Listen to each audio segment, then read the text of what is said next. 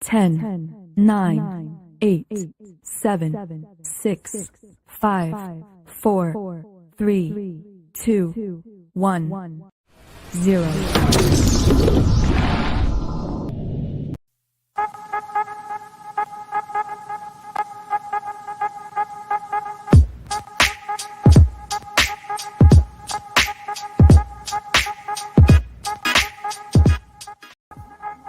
Some viewers may find the following video disturbing. Viewer discretion is advised.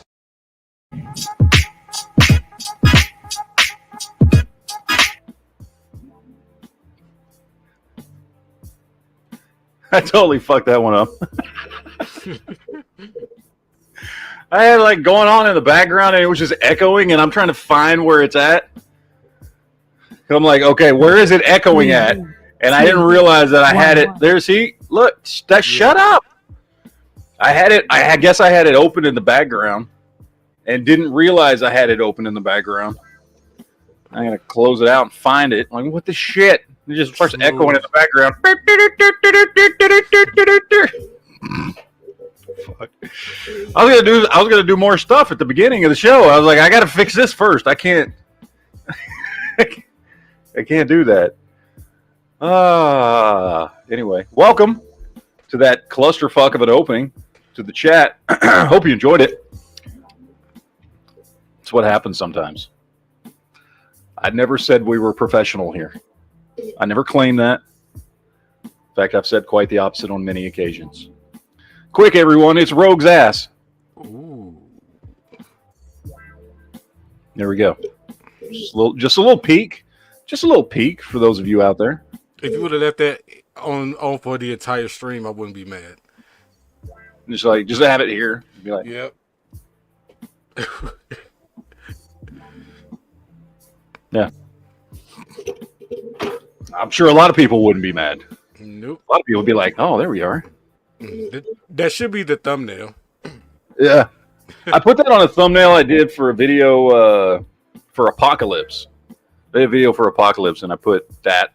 I just put like it was a picture of the Apocalypse that I bought.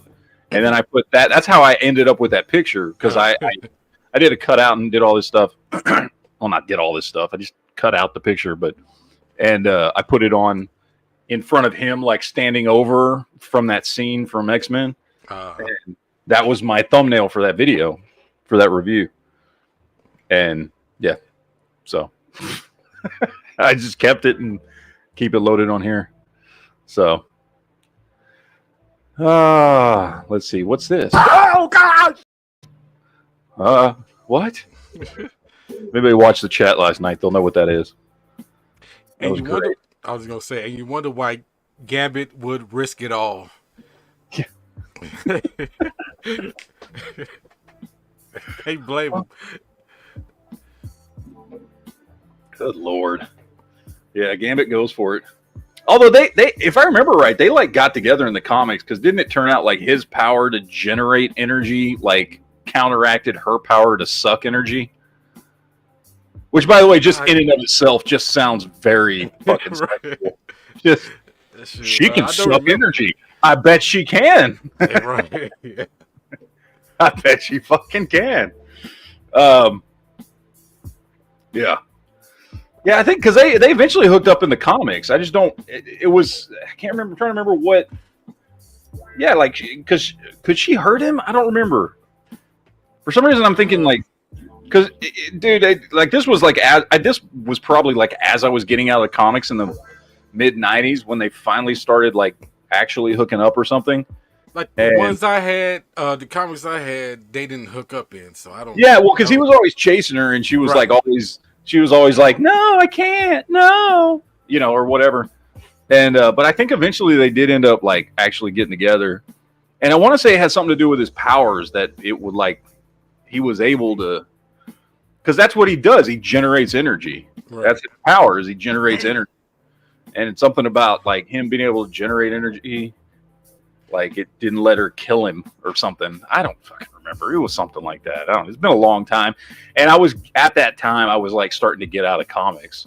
So there was a bunch of stuff that I missed or wasn't paying attention to or whatever. So, but Anyway, we're here. Welcome to the Week in Geek podcast. We're both on the NEA channel and on the Geek Fusion channel. Welcome, everyone. We're simulcasting to both channels. And, yeah, we're here. It's the first Geek Chat of the year. Oh, it is, isn't it? Yay! I was waiting for some sound effects first. I thought she was gonna play one. No, I ain't got nothing. I got nothing. No. The perfect sound effect you should play is from last night. Oh, God!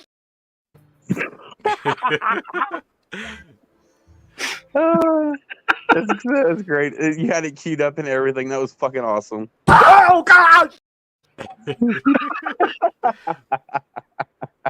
I got the whole thing too, though. I did the whole thing. I caught the whole thing on tape. It was no, she'll go to the bathroom and like she passes by this room and she can hear me talking, so she'll be like, "Oh yeah, I'm gonna go scare him." Or it's the worst. It's the absolute worst. Their whole family's like that. I hate it. Yeah, she does it all the time. She comes in here super fast, and she knows it's you guys been showing videos or something. Oh gosh! What the fuck? Shit.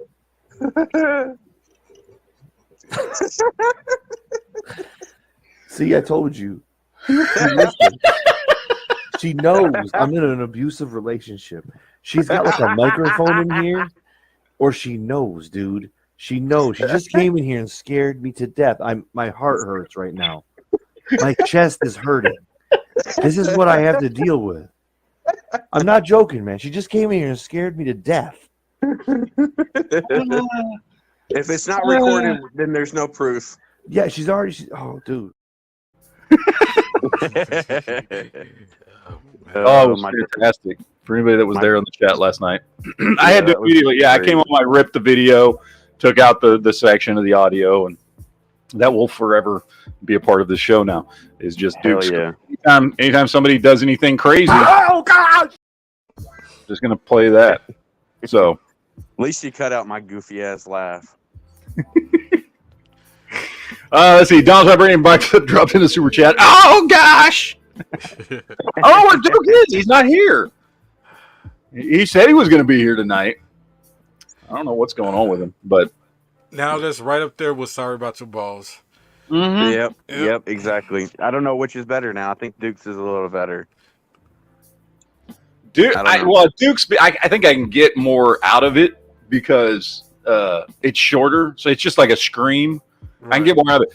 But the whole Honda, sorry about your balls, bro. Just listening to him slowly break down into extreme fury and anger and have just a mental fucking break over the course of this, like it's only like a 30-second diatribe by him, if that. It might not even be that long. It might be like 15 seconds of him, and you can just hear it in his voice as he's just sorry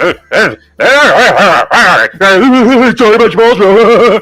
And you can tell he's just losing his goddamn mind playing Modern Warfare. No, I think I had it today playing Modern Warfare 3. They were just kicking my ass today. Oh, they was handing me L's. Playing Modern Warfare many times, where you just like shit happens. You're like, how the fuck did that happen? How the fuck did that happen? Am I glitching? Are they using magic? Like, what the fuck just happened? And how did they see me and shoot me through a fucking wall? You know, then shit like that would happen. And you're just like, what the fuck? You know? So I think it's great how when you kill somebody, you can hear like a few seconds on their mic. I forget what that's called. Which they weren't well, I don't know. When did they start doing that? Now, I know that never worked for us because we would all play, and because some of us were playing on PC and some of us were playing on Xbox. When we would play back in the day, we would talk on Discord. Mm-hmm. So we didn't have none of us had our mics set up to where you could hear us in the game because our mics were all set up on Discord. So nobody ever heard us or anything like that. You know what I mean? But I don't remember when they actually started doing that. Did they do that with the first Modern Warfare? I don't remember if they did or not. But either way, I don't think so. But I remember one time I was hiding in one of the buildings, and I had my rocket launcher on my shoulder waiting for someone to come up the stairs, and I shot around at the wall and killed him. and that was fucking. I laughed my ass off because I Dude, could hear him scream and just like, what the fuck? Like it scared the ever loving shit out of him. Dude, we actually did really well back when we were playing. We would I wish we had recorded those. This was like during the first year of COVID, so we weren't really like, or maybe it was even before then. I don't remember. I think we started playing before COVID, whenever Modern Warfare first came out, the first one, and then it lasted into COVID. But like we had a pretty good team going, and we had no problems camping. Shit, I'll camp like a motherfucker. Yeah, I did too. One of our, I don't remember the names of any of the maps, but you know, there's the one map where you've got like the train yards on one side, and then like in the middle there's this building that's just a bathroom in the middle of the map. It's the one where Honda lost his shit, where he's like, "Oh, sorry about your balls, bro." Yeah. Anyway, that map. Was there an airport on the other side? Every fucking time we did that map, we just fucking demolished the other team because we would just all go in the fucking bathrooms. And me and at least one other person on the team always went with Bouncing Betty mines. And you just mine the shit out of the doors. And the other team would go insane trying to get in there to kill you. And it's just two small rooms, and there's only two doors. And you got two people on the back door because it's a smaller room. And then the other, 3 or 4 or however many of us there were either in that little hallway between the two rooms or in that main room where the locker room was, in that little bathroom. And there would just be, and we're all prone. So if the bouncing betties go off, they bounce up and explode. So we don't get hit with our own bouncing betties or any of that shit. And every time somebody walk in the door, bam, bam, bam, bam. They fuck every other team we ever played against. Fucking hated us on that map because you can't get in the bathroom. Even if you manage to get lucky and get through the door without dying, you have time to maybe target one of us. But there's like 5 to 7 of us in there. So even if you get one of us, the other dudes just mow you the fuck down. Yeah. Yeah, it was great. It was a great strategy. It worked really fucking well. And there's a lot of times where we even had some time. There was I remember there was a couple times where a team would like be outside the doors, and they'd send one person, and you could tell what they were doing, but like they'd send one person to like open the door so that they could throw a grenade in. And the person would open the door, but we always had one person directly behind the door. So as soon as the door would open, then we would just close it again. As soon as you see the door open, close. Open, close. It was fucking great. I loved that shit. Yeah. I played that game until I just had no more room for the updates. I got real tired of all the updates. After about a year of playing that game, I was faced with like having to delete a bunch of other games that I had, because at the time I was still playing on Xbox. I wasn't playing on PC. I was playing on Xbox because I had my Xbox tied into my PC so I could use my monitor. But and my fucking hard drive, my 2 terabyte hard drive or whatever, was like getting full all from that game, just from that one game. And I was like, I can't do this anymore, man. Like, I'm tired of fucking what? On my Xbox Series S, that's the only game that's on my Xbox Series S. Dude, it's like once every month you'd get like a 40 gig upload. Yeah. Like 40 gigs? What the shit, dude? I had to delete my Forza just able to put the Modern Warfare 3 update on it. So it's only one game on the Xbox. That's nuts, dude. I can't. No, I didn't even start rating all my other games just for that. No. Right. 500 gig Xbox. I quit playing. I never played Modern Warfare 2 and 3, the new one that just came out. I haven't ever played that. I don't know. I didn't. I stopped on 2 because it seemed like every time I'd start playing, I'd have to do an update and I have to delete other games that I was playing. Mhm. And it just got fucking old. And plus, Hey, with man, the new updates that they did on 2, it kind of fucked up shit. And then when they did 3, it really fucked everything up. So I was like, I'm done. Yeah, it got us through the beginnings of COVID. I will say that. I give it credit. We all sat here. COVID was a whole fucking thing, and yeah, we had nothing to do. We sat here for months, man. Just fucking playing games like 12 hours a day. I'm sure my wife was pissed at me all the time. I don't know. She never said anything, but like I was just in here like 12 hours a day, fucking, you know, just fucking playing video games. That we had what, like 3-4 hour chat, 6-hour chats during the lockdown. Oh yeah. It was fucking nuts. And well, and then half the time we weren't even doing chats. We were just playing video games. Yeah. Like we weren't. I wasn't we weren't recording that or doing that on anything. I hadn't done the Geek Fusion channel yet, so I just had the other channel, and I wasn't doing. There was once in a while, like on a Friday night or something, I would do a game night or something like that, but not often. So it was just like, yeah, it was just us just sitting here, whatever, just fucking screwing around playing Modern Warfare because there was nothing else to do. We had there's nowhere to go, right? Can't go out and do anything. Everybody's stuck at home, so just sit at home and play video games all the time. So, but Good times. good times, great times. Yeah. But anyway, welcome to the Week in Geek podcast. How's everybody doing? Whole beginning of this chat, just bitching about stuff the entire time. But that's what you do. Let's see. I'm getting text messages here. Yeah. So yesterday I caught up on my weekly shows, which at this point now, my weekly shows are Monarch, Reacher, and For All Mankind. So those are the only 3 shows coming out right now. So that'd be 2 for me that I watch. Just Reacher and For All Mankind. Yeah.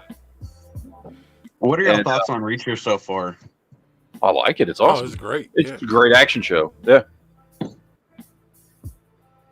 People just dying and getting the shit kicked out of them every episode. It's great. Monarch had 2 big twists this week. I won't spoil them for anybody watching them who hasn't watched it yet. 2 big twists. You find out this week why. You do find out this week why Kurt Russell's character, who's supposed to be pushing like 100 years old, doesn't look 100. You find out this week why. There's a reason for that. Oh, okay. And you find out some other shit. So it was very good. I liked it. There's only 1 episode left, I think. I think next week's the season finale. So it had a couple good twists in it. This last episode. For All Mankind is always great. Like I've never seen a bad episode of For All Mankind ever. Every episode is great. There's really nothing new there. I'm curious where they're gonna go. If they're gonna, I'm wondering whether I'm assuming next season. Okay, cool. But at some point, if they keep the show going, next season would be in the 2010s. That'd be season 5. Season 6 would be in the 2020s. Like, are they going to keep the show going until it's like further in time than where we are? You know what I mean? I don't know. I think. Or do you think they're just going to end it at some point? Yeah, I think about 2 or 3 more seasons. They might do like a future one, and then end it right there. So I say about 2 to 3. But it's such a good show, man. Like I'd say, yeah. I don't know why it feels like everybody I talk to, other than you, Leo, everybody I talk to, like nobody watches this show. I'm like, how the hell can you not watch this damn show? Right. Like even I watch a show and I barely watch anything. Yeah. And it's good. It's so good. Seriously, like one of the greatest shows on television right now, and has been for the last several years. I mean, we're on season 4 now. Right. You know, like it's as good as like, you know, name all the top shows right now, whether it's like House of the Dragon or Yellowstone or whatever. It's as good as either of those. Yep. Like hands down, you know. And it just doesn't see. I don't know a lot of people watching it, and I don't know why, because it's fucking phenomenal. And each episode, man, is like a little mini movie. Like they're dense episodes. There's like a lot of shit going on in every episode. I just keep forgetting to, you know, go on that certain place and watch it. Dude, you can say F movies. Nobody gives a shit. Okay. Yeah, nobody cares. And the thing, like this season, I haven't noticed like nothing that was too woke or trying to send a message. Right, it was just you know a good series. I mean, a good season so far. Just I think the quote unquote woke stuff all revolved around that one character that's not on the show anymore. the one who's president. Yeah, Yeah. I think it was mostly and you know it wasn't. And to be honest, like it wasn't that woke. You know what I mean? Like if you compare it to most other television shows and movies, Oh yeah. it wasn't that bad. Like it was just she was a gay character, and there was some controversy because she becomes president, and then there's this secret of, you know, she's a Republican president who's gay, and so like there was some of that, but that wasn't real. Like for me, that was just more realistic because that was supposed to be the first female president in the 1990s, and then turns out she's gay. Like that would have been a big deal, dude. Yeah. That would have been a big What show was this? back in the 90s. So It's For All Mankind. You talking about? Oh my god. Okay, well, yeah, get of the But time. not- yeah, But not only is she gay, the first man is also gay. Yeah. Well, yeah, because that's why they're together. Yeah. They're together. They get married because they're both gay and they're trying to hide it. So they marry each other. They meet. They both work for NASA, Smart. and they meet each other. And then they both want to like hide it that they're gay. So they end up marrying each other as like a cover, you know. And yeah, so they're both fucking gay. But Kind of like someone, you know, other people we know that's presidential. Never mind. a lot of gayness. I bet you we've had several fucking gay presidents. We just didn't fucking know it. I mean, it's just there's no way. Some of the presidents we've had fucking eaten a dick. All right. I guarantee fucking to you. I don't know who, but I guarantee you some of them have. Totally Who's have. that one president that implemented the FBI? I forgot what his name is. You're talking about what's his face who started the FBI? Hoover. Yeah. The fuck's his first name? What's Hoover's first name? I'm blanking. I thought Hoover was the Edgar Hoover. Edgar Hoover. Is it? Yeah, Edgar Hoover, right? All right. Right? I have no idea. Like, I think it's Edgar Hoover. Yeah. the only thing I remember is Hoover. Yeah, right? J. Edgar Hoover. He's fucking Oh, gay. J. He was- Edgar Hoover. Okay. yeah, he was totally gay. Mm-hmm. That's one. He was totally gay. But like, I guarantee you, we've got. I mean, look. I'm sorry. At this point, if you're gay and in politics, like, who gives a shit? Like, Lindsey Graham needs just to let it go. Everyone knows Lindsey Graham is gay. Nobody cares, dude. We find it more funny and disturbing that you deny it now at this point when it's completely obvious you're gay and people have known for like a long time now. Just fucking tell everybody, dude. Nobody cares. So stupid. Anyway, that's not what we're here to talk about The tonight. president for mankind don't look that bad. We started talking about fucking For All Mankind, and now we're talking about Lindsey Graham being gay. Although he totally fucking is. He's totally gay. Like, and I just don't know why he hides it. Nobody cares, dude. Oh, shut up, TC. People don't like you for other reasons, not because you're gay. Anyway.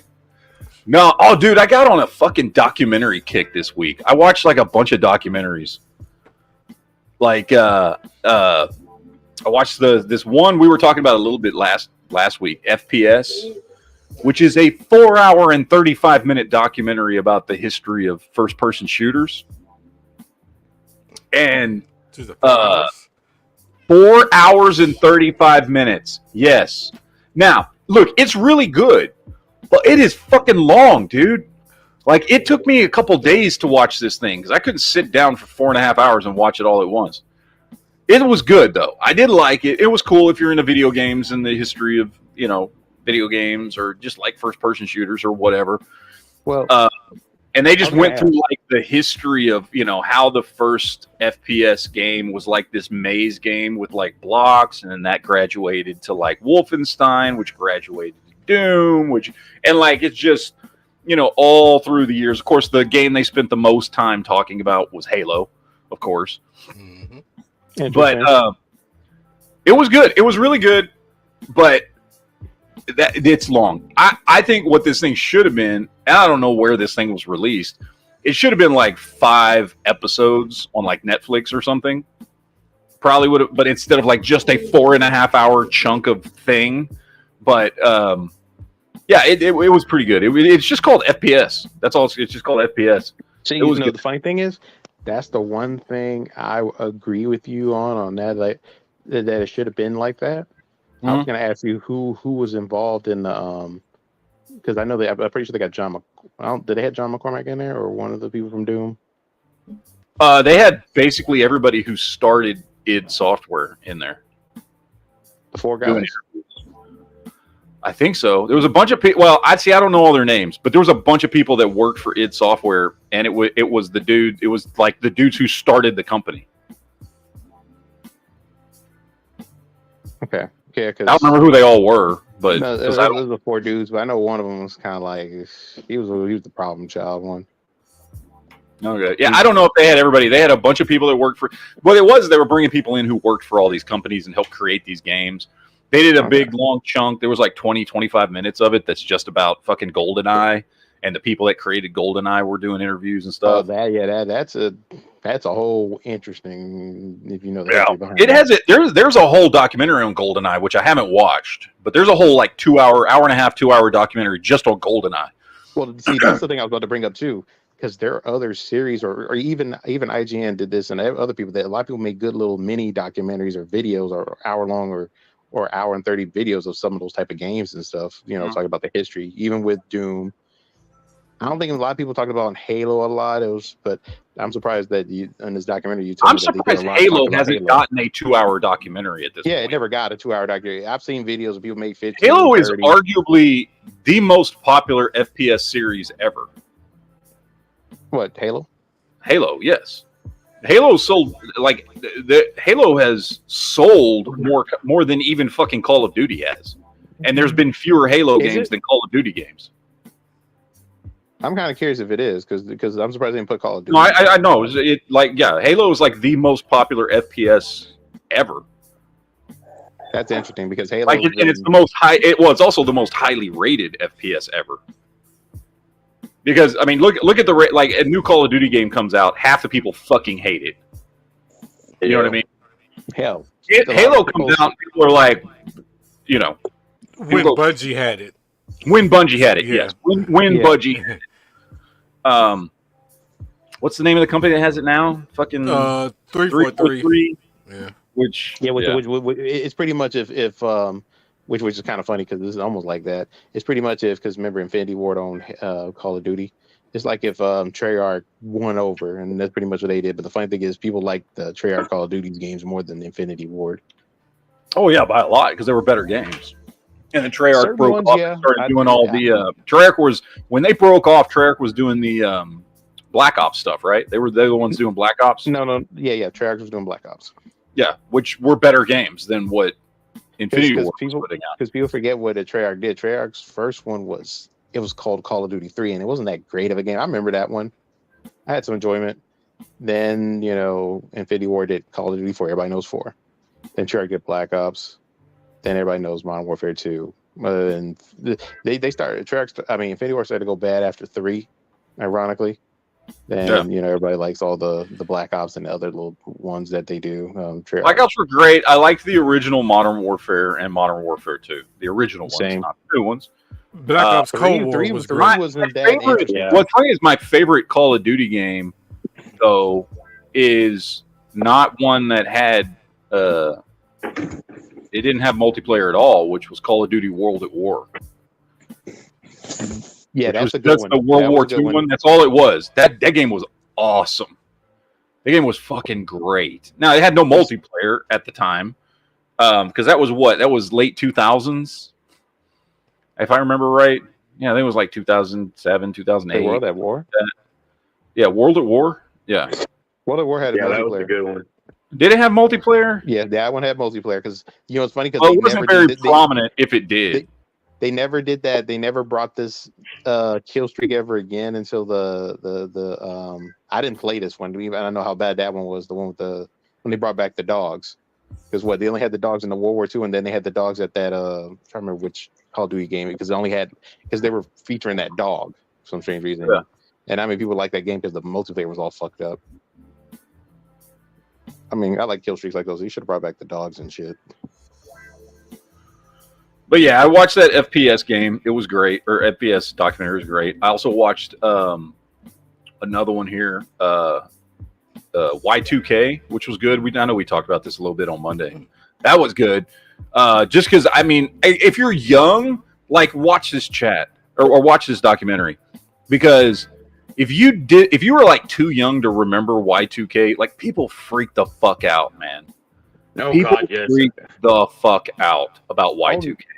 I remember. See, funny thing is, I was young. I knew how serious it was, but it was I didn't think I was more likely it was not that it was going to happen. It was more just celebrating the new year and stuff. But I wouldn't not disingenuous saying people oh, everybody who was afraid of it, they were crazy and dumb. I'm like, no, it was reasonable. It was very more reasonable than some of the other situations. But yeah, I was never worried about that. All right, let me get the super chat here. Dom says, check the X-Link news in Discord. News Discord? You dropped the link in Discord? What? In the news channel? Okay. When?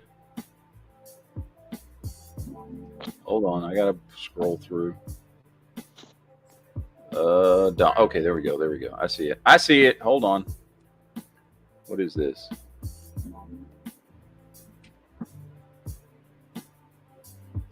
Oh, this is about that Miami stuff or whatever that happened. I still haven't seen the videos for that. I know you were talking about it last night, Corey. Yeah, I posted 3 of them, I think it was, on News and Politics. What, the alien Miami thing? That was a host. Some kind of creature. Miami or some shit. I don't know. Whatever. We were talking about it last night. Martin dropped in the super chat, says, Matt, stop neglecting the chat. We're talking. Come on, man. We're just talking. Yeah, come on, children. It's okay. We'll get to you in a minute. We're talking. Okay. I'm not trying to ignore her, but we're just talking and having a good time. Mm-hmm. But yeah, the Y2K was good. I also watched this one called Hell Camp, which was apparently about this wilderness survival camp for teens who were assholes back in the late 80s, early 90s. And about how the dude eventually, it was fat, one girl died and they were abusing the kids and all this shit. I don't know why I wanted to watch it. I don't have any interest in this shit at all. But I watched it. It was actually pretty good. But that was one I watched. I watched this one called Police State, which I don't give a crap about your politics. Watch that. That was pretty damn good if you like that, because it doesn't matter about your politics. You gotta be able to fucking agree. There's problems. We got issues. Oh, definitely. That are apolitical. It's not a political thing. That there's problems. But anyway, it was a pretty good documentary. And then the one I got the biggest kick out of was I watched this one called The Orange Years, which was a documentary on Nickelodeon. Well, Nickelodeon, when it started back in the 80s and how it became Nickelodeon and all the shows that made Nickelodeon the fucking thing it was and all that shit. Mm-hmm. You know what I mean? and that one was really good because I mean, I grew up in the '80s. Double Dare. Once they got into the '90s Nickelodeon, I kind of was not that wasn't my thing. Doug and all this shit. Oh shit, that was the favorite part, the '90s Nickelodeon. Yep, yeah, but I was too old for that stuff by then. You know what I mean? I didn't watch Doug. Like by the time never too old for it. No, by the time Doug came out, I was like 18. You know what I mean? Like I'm not watching fucking Doug when at 18 years old. Like because Doug didn't come out until 95 or some shit. I don't remember. Yeah, Doug was like maybe slightly early '90s, but closer to the mid '90s. You know what I mean, or whatever. And so they started talking about stuff like that, and I'm like, yeah, I didn't watch any of that shit. You know what I mean? Like when they were talking about the stuff. Came out in '91. Oh, 91? Okay, so and it ended in '94. You wouldn't know '95. I'm like, I knew it was real early. I was 14. I'm not watching Doug at 14. Okay, sorry. Doug was like for little kids. No. That would be something for like Nick Jr. Yeah. Right. Yeah. Doug was not for Doug was on regular. Either way, I never watched fucking Doug. I watched Ren and Stimpy. That was one that I did watch. Oh hell yeah. Yeah. Did you ever watch Double Dare? Yeah, if you shut up, I was going to talk about Double Dare. God damn it! Double Dare. Well, no. Here's the funny part. I remember seeing those Double Dare episodes. Like they used to show them on some of those little reruns, and I didn't know that shit was going on since the '80s. I thought it was like, oh, I'm yeah. Well, that's what I'm saying. When this documentary was going through the stuff in the '80s, which was like Double Dare, and you can't do that on television, and some of this other stuff, and that's when I was like the beginning, the first half of the documentary I was way more into because that was the stuff I remember from the '80s. Double Dare was awesome. Double Dare, I made a point to come home every day after school to watch fucking Double Dare. Same here. The funny thing is that show, which I don't know why, I don't know if they still do it or they try to bring it back, but that's something anybody would love because it's a timeless kind of thing that you see certain shows that could probably work. Like certain stuff for adults is like The Price is Right or this and that or Family Feud. Yeah, that is definitely something, especially for kids that would love to get into and watch all the time. I wanted to be on Double Dare. Yep, or I want to be Legend of the Hidden Temple. Definitely love that. Oh yeah. All right, let's see. Super chat from California says, "Read my chat. Do you not remember the OG zombie maps? Get the ray gun out of the box. Play it online with friends. It was awesome. So many memories. Really? Was that from World at War? Yep, the very first one. Okay, I just don't remember. I don't remember that. I don't because you said World at War had. I think it is.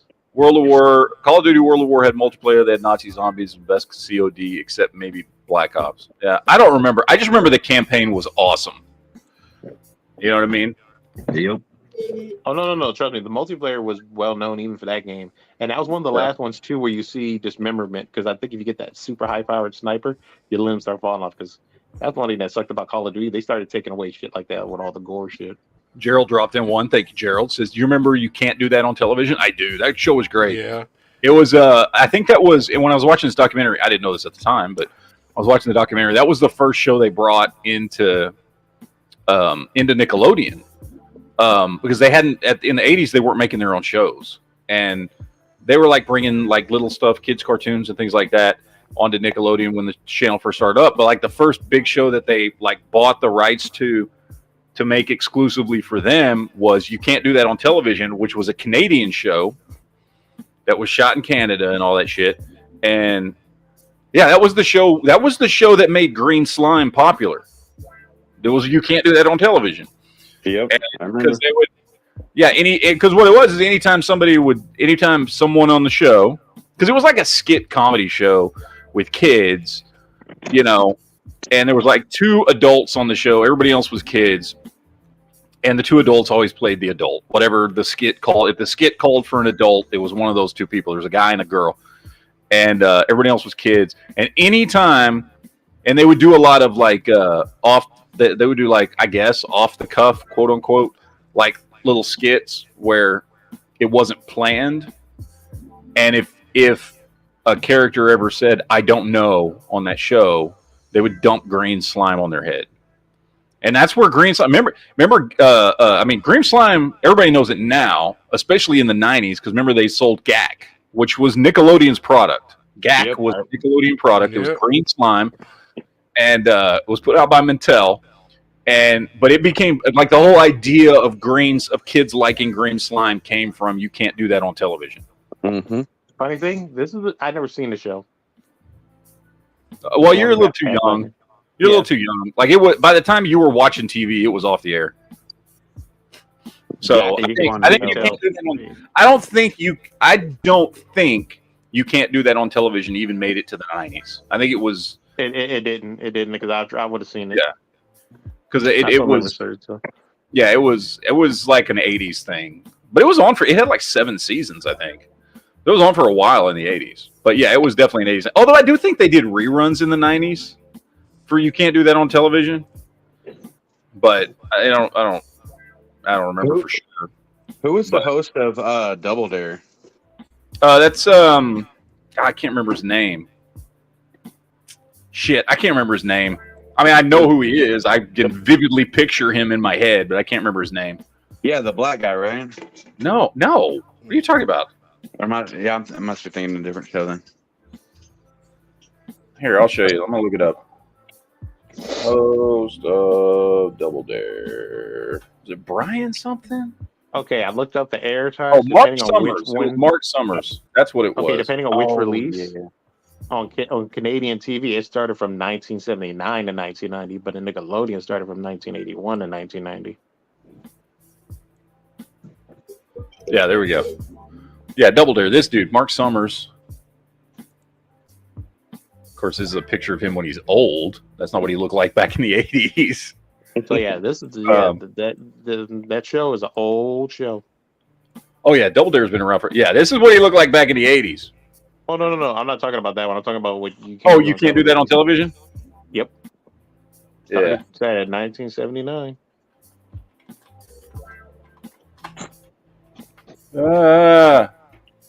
Yeah, you can't do that on television. This was a great old show.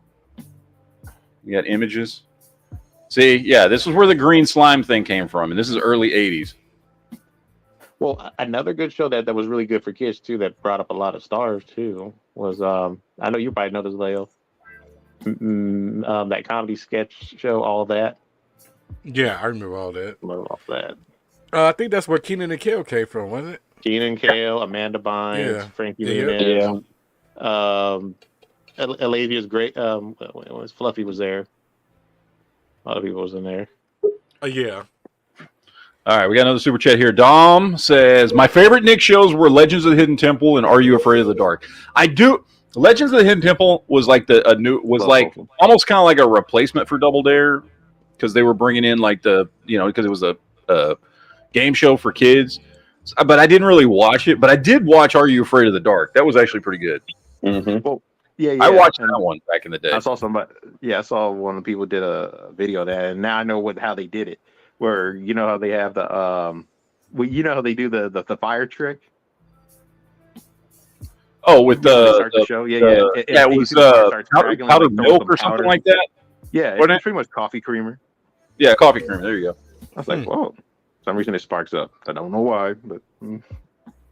I know another popular show that was on back then. I don't know if you watched it or not, Matt. Was Star Search. Do you remember that? Well, of course. Shoot, everybody remembers Star Search. Everybody in the country watched Star Search. Now, a segue off of that because what was his name? Ed McMahon. Yes, Ed McMahon. Yeah. Okay. Do you remember him doing Publishers Clearance House? Absolutely. Yeah. He was also the co-host. He was the co-host of the Tonight Show with Johnny Carson for fucking decades. Yeah. Do you know that that's supposedly a Mandela effect now that he never did Publishers Clearance House? No, that's bullshit. Yeah, he totally did. Okay, I'm looking Who was it supposed to be? Like in the Mandela effect one. Who was it? I don't know, but I know he swears up and down he never did it, but I remember him doing it. Okay. I ended up looking it up. I've seen clips of this, but I never watched it because this thing ended at 92. Star Search. Yeah, Ed McMahon would show up to your house with a giant check. Yeah. But I've seen stuff lately that was a Mandela effect that he never did that. Yeah, kind and of those like the people are Shazam crazy. with It did happen. with the face. That totally fucking happened. Yeah. Yeah, I saw a video. I think I shared it in the Geek Discord. But what's his? I'm drawing a blank on his name. Who did Shazam? Sinbad. Sinbad. Yeah, No, I saw a video he, where Sinbad well, said he that. didn't do Sinbad. He didn't do Shazam, but No, he said there was a video that came out a while back where he's like, yeah, I really did it, but I was in a bad time in my life, and I served in the military and special ops, and we did everything we could to get that special ops. to get the videos and everything out of people's houses and everything, and there was only 3 copies that we couldn't find.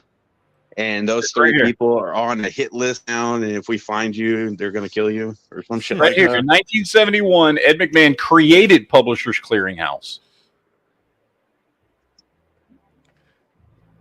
He used it to raise money for charity. It raised over $2 billion during its run for charity. Yeah, he created Publishers Clearinghouse. So I don't know who's saying, "Oh, it didn't happen." Yes, it fucking did. It totally did. All right, let me get this super chat here. Kowloon says, "Remember the ray gun Easter egg if you start over after you beat the game? I don't remember how to get it, but it was badass. I killed so many." I do remember the ray gun. I just don't remember how you got it, though. There was a lot of hidden Easter eggs when it comes to those games. So, let's see. What else did I watch this week before we get into stuff? Oh, so I finished Deep Space Nine. So I said when I finished it, I'd talk about it on the show where I think it falls, or where I rate it in like my Star Trek series. Because as I've said many times before, it was the one Star Trek series that I never watched all of because it came out during a time when I was late teens, early 20s, right? It's the best one. And no, it's not my favorite. No. So so what I'm going to do is from a technical standpoint, it's still not my favorite. My favorite is still Voyager. For many reasons, whatever. I like the fact that it's the most like the original, in the fact that they're actually out there by themselves facing unknown shit for 7 seasons. Like, I love that shit. But from a technical standpoint, I think outside of my personal opinion, which one's my favorite, I will say that I think Deep Space Nine is technically the best Star Trek show. It's not my personal favorite, but I do think it's technically the best one because it uses narrative storytelling better than any other Star Trek show. First of all, Next Generation didn't use narrative storytelling in the sense of like larger overarching stories. It didn't do that at all. Voyager did it sometimes and then sometimes not. Enterprise tried to do it, but they didn't do a great job of it, especially with that whole Xindi thing. I will say it had the best overall cast of characters. Deep Space Nine did. And what I mean by that is, so on Next Generation, like, while you had a diverse cast of characters with very different personalities and things, in the end, all the characters had the same goal, right? They're all serving on the Enterprise. They're all, in every episode, those characters, in the end, through different personalities and whatever else, they had the same goal, right? Mm-hmm. They're a united front against whatever the bad guy of the week is. Voyager, and Enterprise was the same way for the most part. You had a little bit of conflict there at the beginning with T'Pol, but not much. Overall, all the characters come together. They have the same goal. Voyager, I think, did a pretty decent job of showing, especially in the first couple seasons when the Maquis were trying to integrate into the ship. I think Voyager did a pretty good job of showing a good, diverse cast of characters that a lot of times had different goals and reacted to things differently and that kind of thing. But eventually the crew, eventually they become a crew and get all on the same page. Deep Space Nine, big diverse cast of characters. that really never get on the same page. Like, even up to the very end, there are times when Cisco and Kira have two very different goals. You know what I mean? Like, she has they while they do come together in times of crisis, right? They said, like, by the end of the show, Quark is still Quark, right? He hasn't fundamentally changed, right? He's still, while he's had great story arcs, and while he has developed as a character, like, he's still the Ferengi bartender who cares more about his profit than anything else, right? And you know, a lot of times Odo, his goals are, you know, contrary or antithetical to whatever the goals are of, you know, the Starfleet crew.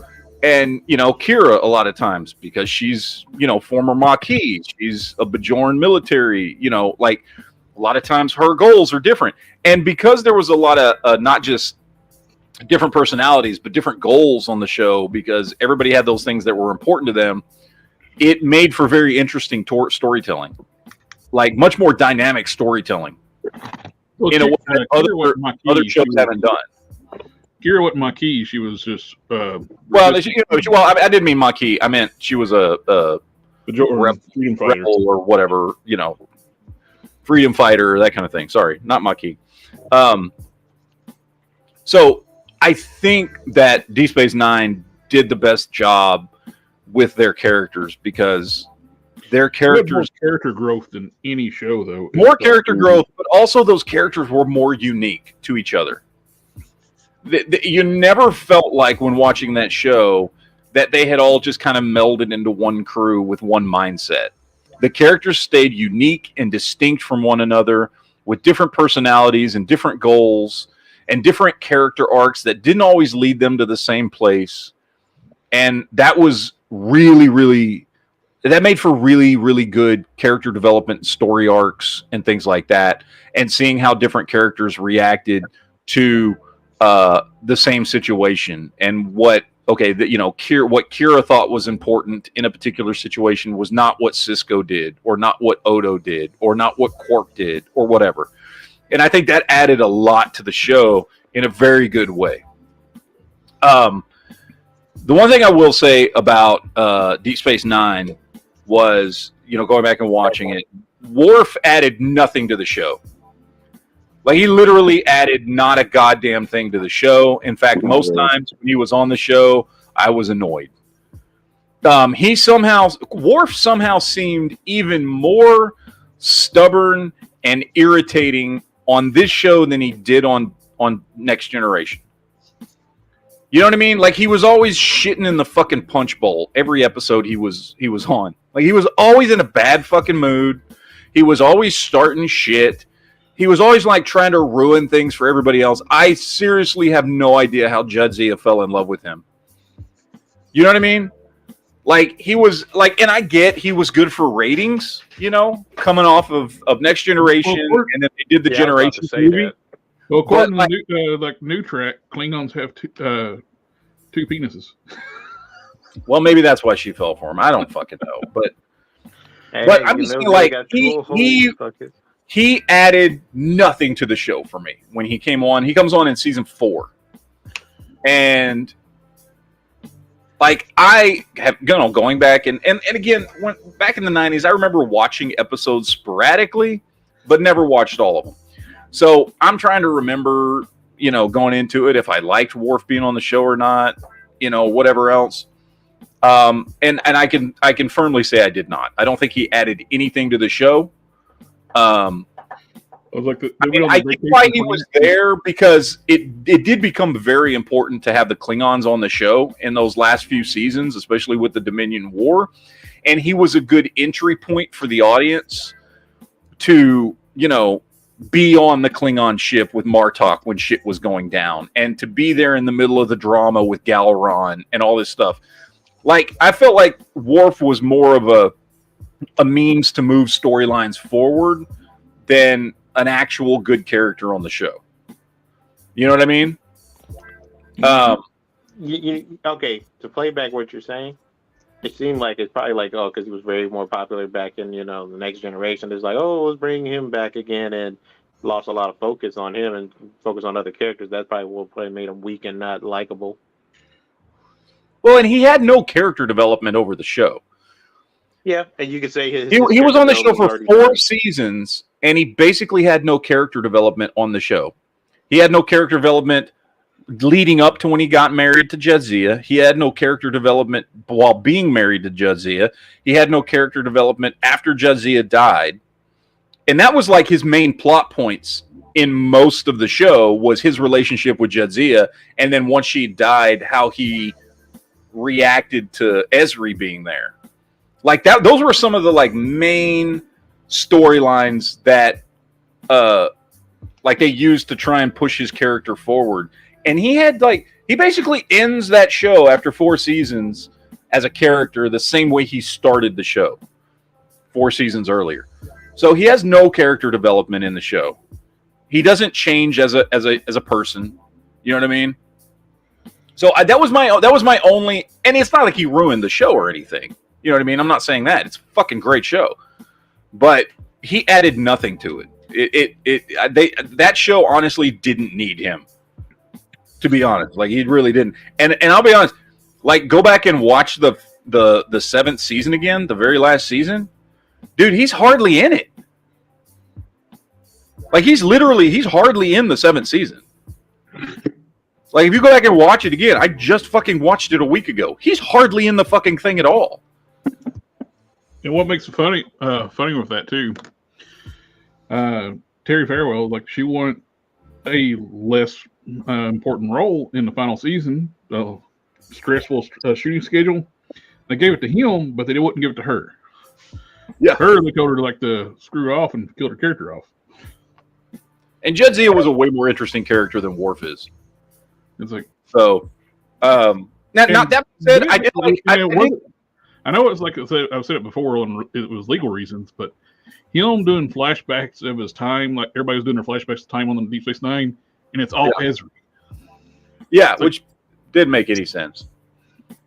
But now, that being said, I did like Ezri. I thought she was a good character. You know what I mean? She's only there for 1 season, and I feel, you kind of feel bad for the actress who's getting like pulled into it because of some drama behind the scenes or whatever. I did think they did a good job with her. She was a good character. I liked the storylines they did with her, as far as showing like, hey, she's like a fucking counselor in training. She's an ensign. She knows nothing. She never wanted to be, joined with a symbiote. She got thrown into all this shit. Now she's got these memories and, all this stuff. Like, they did a really good job. I think the actors did a good job playing the character. And I think they did a good job working her into the storylines in a good way, especially with Cisco and with the first host to ever deal with the serial killer host. Yeah. Personality. Yeah, I think they did a really good job with her. Again, I would have rather have seen Jadzia stay on the show, but given that she wasn't there, I think they did a good job. I think the actress, like I said, because that had to be a hard role to come in. It's like, look, we're doing the final season of this. We just killed off this other chick because she didn't want to work that much. So you need to come in and replace her, but not really replace her. You need to be your own character, but you're going to be the same character. And we're going to give you a bunch of drama with all the other characters that has nothing to do with you. And we just want you to come in and kind of, whatever. Right. And she did a good job. Like, doing that, right?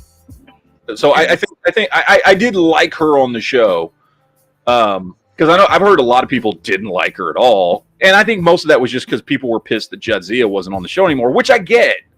That makes sense. I get it. You know what I mean? But she really did do a good job, and she added. I think she did make that season better, because it certainly wasn't fucking Worf that made that season better, because he was hardly fucking in it.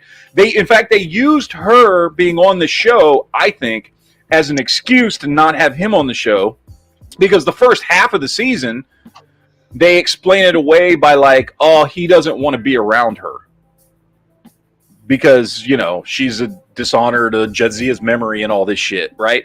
So he's hardly on the fucking show at all, because she's on the show. And again, I think that was a good trade-off, because like I said, I don't think Worf really added anything to Deep Space Nine.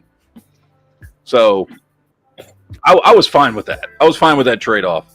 But it's a really good show. I will say, just looking at it objectively, even though Voyager's still my favorite because I loved the last, 4 seasons of that show where they brought the Borg in and they did some shit on Voyager that, Voyager was known for having really, really weird episodes where weird shit happened to the crew, and macro viruses and all kinds of weird fucked up shit. And just, like, You said that that's one of the first things that popped in my head. The weird shit happened to them. You said macrovirus. I was just thinking the macrovirus. Yeah, macrovirus, Tuvix. Like, there's a bunch of weird shit, and I just love that shit. That was like a messed up episode too. That Tuvix episode. Oh, dude, yeah, they totally killed that motherfucker.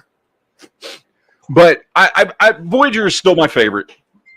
But just from an objective standpoint, I can say I do think as a show, Deep Space Nine was the best Star Trek show, and they were really good at making writing the characters you're supposed to hate.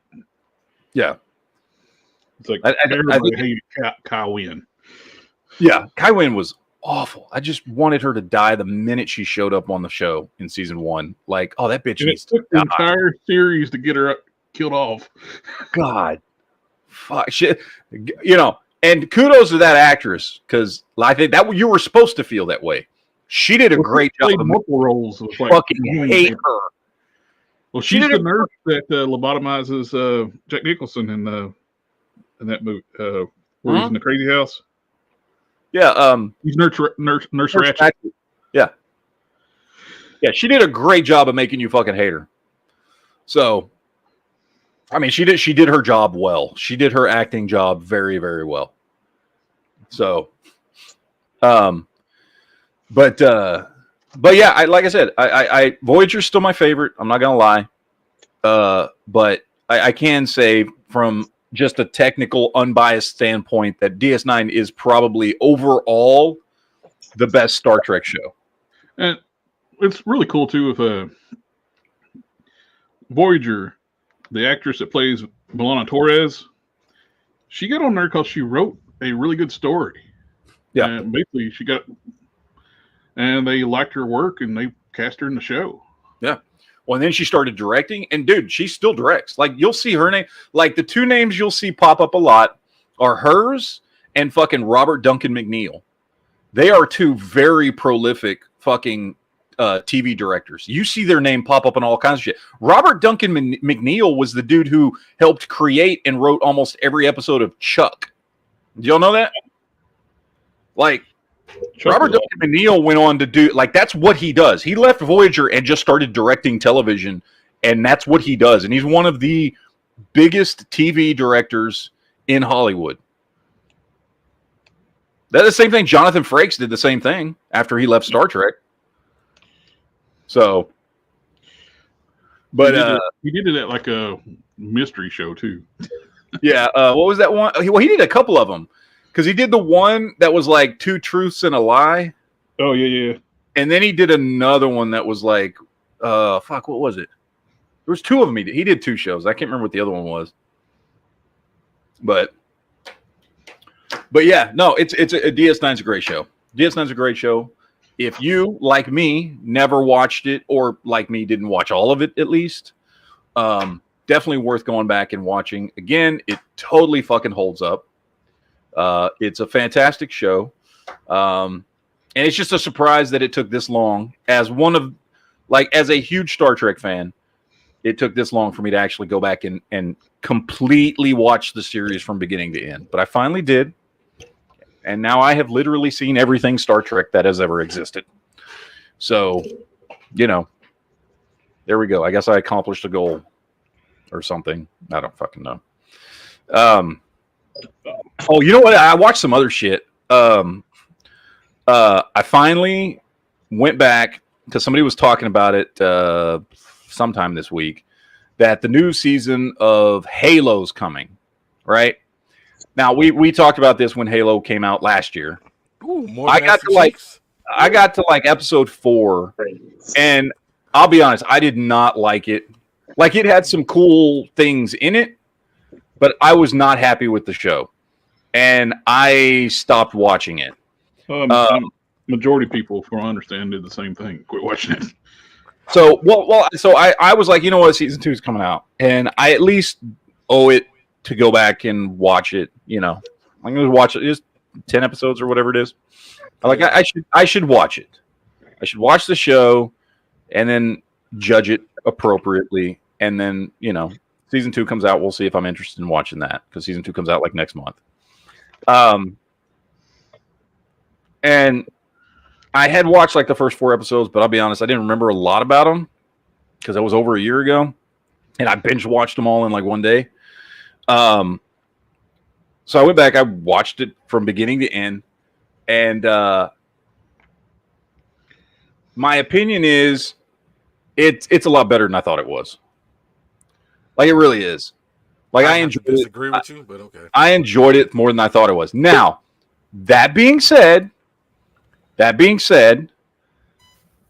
think what happened is the part of the difference was when I first started to watch Halo over a year ago, I went into it knowing nothing about the show, but being a huge fan of the Halo games. And then I watched the first 4 episodes, and it was very different than what I expected, and I didn't like it. Going back and watching it now, I was fully prepared that it was going to be very different. And so going into it expecting it to be different, expecting it like this is an earlier version of Master Chief than we've ever seen in any of the games. And this is supposed to be the story of how he eventually becomes that version of Master Chief before he ever fucking finds the Halo, before any of this other stuff that we've ever seen Master Chief do before. This is how he gets to that point. When I went into it like that, I enjoyed it a lot more. Now, I'm not saying it's a great show. I'm just saying this time I didn't hate it. And I will say, Shield. I will say, taking the Halo aspect out of it, it really is a good sci-fi show. Like, it is done really, really well. All the locations and the special effects and the gunplay and the action and the sci-fi elements and all the stuff they mix in with the AI and Cortana, and it is a good sci-fi show. In fact, I still had to disagree. It's a better sci-fi show than it's a Halo show. So again, take that for what you will. I'm not saying it's a great show. I'm saying going into it knowing that this is going to be a very different take on Master Chief, which is really the only standard I had, right? My only standard going into the show was how is Master Chief going to be portrayed, right? Like, that was it.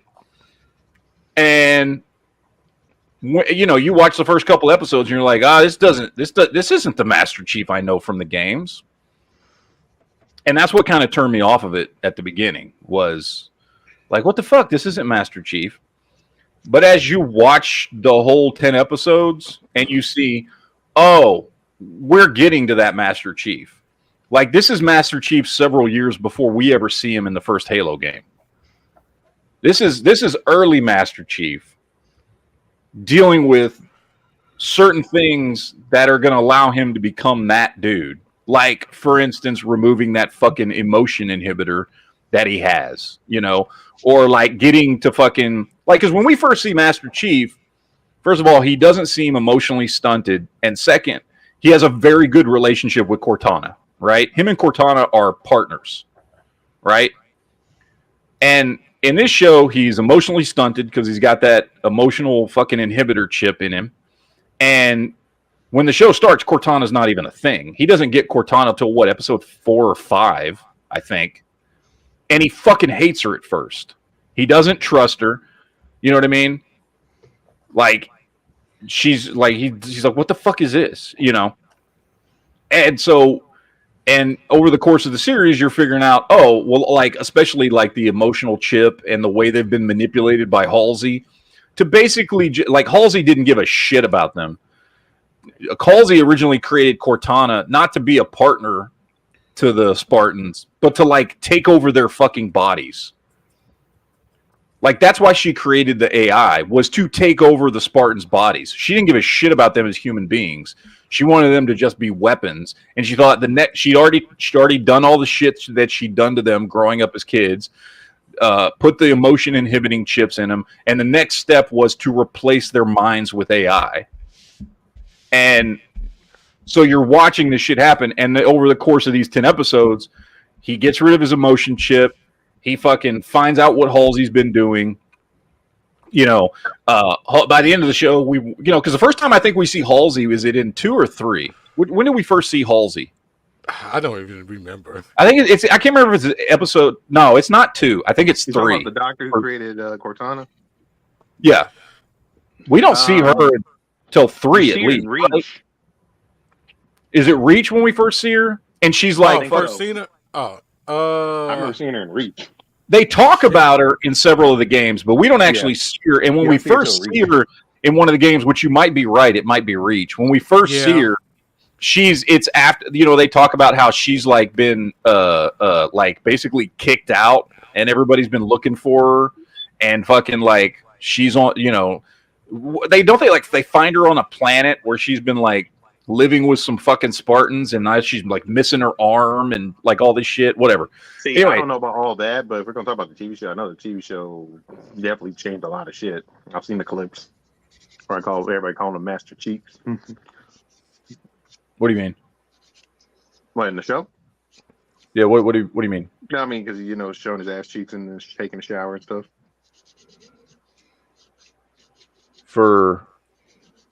You mean because you see Master Chief? Yeah. Out of his fucking armor? Yeah. Oh, that didn't bother me. That was like the one thing that didn't bother me. Because we see Spartans out of their armor all the time in the games. We just never saw Master Chief out of his armor. Yeah. But other Spartans would walk around with their fucking helmets off and shit. You know what I mean? Yeah. Like the Spartans weren't like, they didn't live in their fucking armor. Well, those Spartans wasn't real Mandalorians, so. When real Mandalorians? Yeah. Well, remember, they did a lot of shit with his character in that show. That's why a lot of people were pissed with that fucking show. Yeah, no, I didn't like that. No, I had no, like, it was weird. It was weird seeing Master Chief. Okay, it was weird seeing Master Chief's face, but I didn't dislike it because of that. I mean, Master Chief's just a dude, right? Like, it was weird because we've never seen him before. But first of all, that dude, Schreiber, I forget his first name. I like him, and he was a great choice for Master Chief. What I didn't like about him is that he wasn't acting like Master Chief. You know what I mean? He was acting too robotic, right? He didn't act like Master Chief in the games. Doesn't act like a fucking robot, right? Right. Yeah. Like he's, but that. I mean, but he was monotone, but not like he was monotone. He's like a cool collective character. Exactly. But that's the thing is this first season shows why he was like that and then fixes that problem. Like, it's like, no. When he was first created, they did all the enhancements and they fucking gave it an emotion inhibitor and he was like a fucking robot. But then he gets it removed. He realized Halsey was trying to replace his brain with AI. Halsey, by the end of the first season, is like on the run because they realized like all the shit she did to the Spartans was totally illegal. She wasn't supposed to do any of that shit. And so by the end of the series, like all the Spartans realized they've been fucked their entire lives, that Halsey's fucked them over. She's taken their emotions away, all this shit. So by the end of the first season, like you see Master Chief starting to become fucking Master Chief that we know from the games. You know what I mean? Mm-hmm. Like by the end of the first season, you're like, oh, you start to see like, oh, that's the fucking Master Chief I remember. He starts to do more. He starts to be less robotic, and he starts to do more heroic shit. You know what I mean? He starts to become an actual hero, not just a fucking robotic weapon, which is where he starts off in it. Like I said, look, I'm not saying the show is great. However, it is not nearly as bad as I originally thought it was when I actually watched the whole thing. That's all I'm saying. And I am a fucking tremendous Halo fan. So that's all I'm saying. You know what I mean? I'm just saying, if you like Halo and you, like me, fucking didn't even finish the first season, just finish it. You may still hate it when you're done. That's fine. But I'm saying just finish it. because it does go somewhere.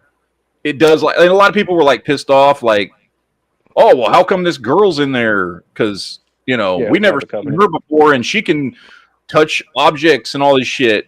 Don't worry, it gets cleared up really fucking quick. Okay, like I'll just say this: she's no longer an issue by the end of the first season. Okay, You know what? I didn't mind her, but it was the other young girl that was a rebel. She irritated the hell out of me through the whole dude, season. I hated her, and I hated her whole fucking storyline. Yes, She was the worst. Dude, they could have cut like 5 episodes out of the show and just made it like 6 episodes long and never had that storyline. Because that storyline sucked at. I don't give a shit about her and the rebels. Like, the only way she was interesting is in how Master Chief reacted to her, and it was them ordering him to kill her that made him start to like fucking think. right. That was interesting because it affected Master Chief like as he's evolving through the first season. But other than that, her entire fucking storyline sucks. However, I did like what's his face? What's his name? Saren or whatever? Bokeem Woodbine. The Spartan that Bokeem Woodbine was playing. Yeah, I liked his character. I liked his character a lot. Like, he was cool because you could tell like he left before they did his emotion. He's like a fucking Spartan pirate dude. He was cool. Although I like Bokeem Woodbine anyway because I've seen him in a bunch of shit. Yeah. But I liked his character. I just didn't like that they threw him in with her shitty storyline for the whole series. Like, I would have rather seen him fighting with Master Chief. You know what I mean? Right. Than fucking dealing with her. So I do hope he comes back for season 2. I hope he comes back for season 2 because I like his character. I want to see him fighting with fucking Master Chief. So they're actually doing a season 2. Yes, it comes out next month. Yeah. Okay. Well, I was going to ask you about, because I know I'm a Halo fan too, but certain lore stuff you don't remember everything, and I read some of the books and stuff. But was the Boising thing even in canon about how she treated the Spartans and all that stuff? Because she was more like a mother figure to him. I know that. Oh, Halsey? Yeah, Halsey. I mean. Yeah, I mean, it was, yes, they looked up to her like a fucking mother. But again, then, obviously they turn on her because, like, fucking, they realize she didn't actually give a shit about them. You know what I mean?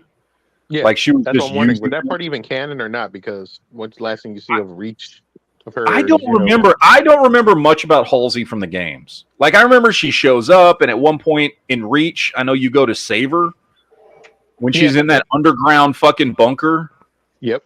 And you got to hold off all those fucking waves and shit. And I know at one point, I don't remember if I think it might have been in Reach or maybe it was in Halo 4. I can't remember, where you go to that space station and she's there.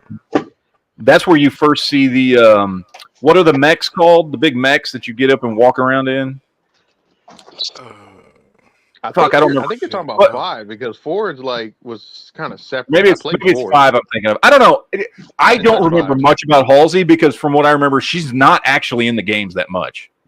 Yeah, because all I remember was Reach. I played 4. Then I heard how bad 5 was. It's like I didn't touch it, which funny, I could play it right now because a guy gave me Game I like Pass, 5. so I could play it on PC. I like 5, although the peak of fucking Halo is Halo 3. Like, that's the peak. I mean, I still like Reach. Reach is great, but it's not what Reach is probably the second best game after Halo 3.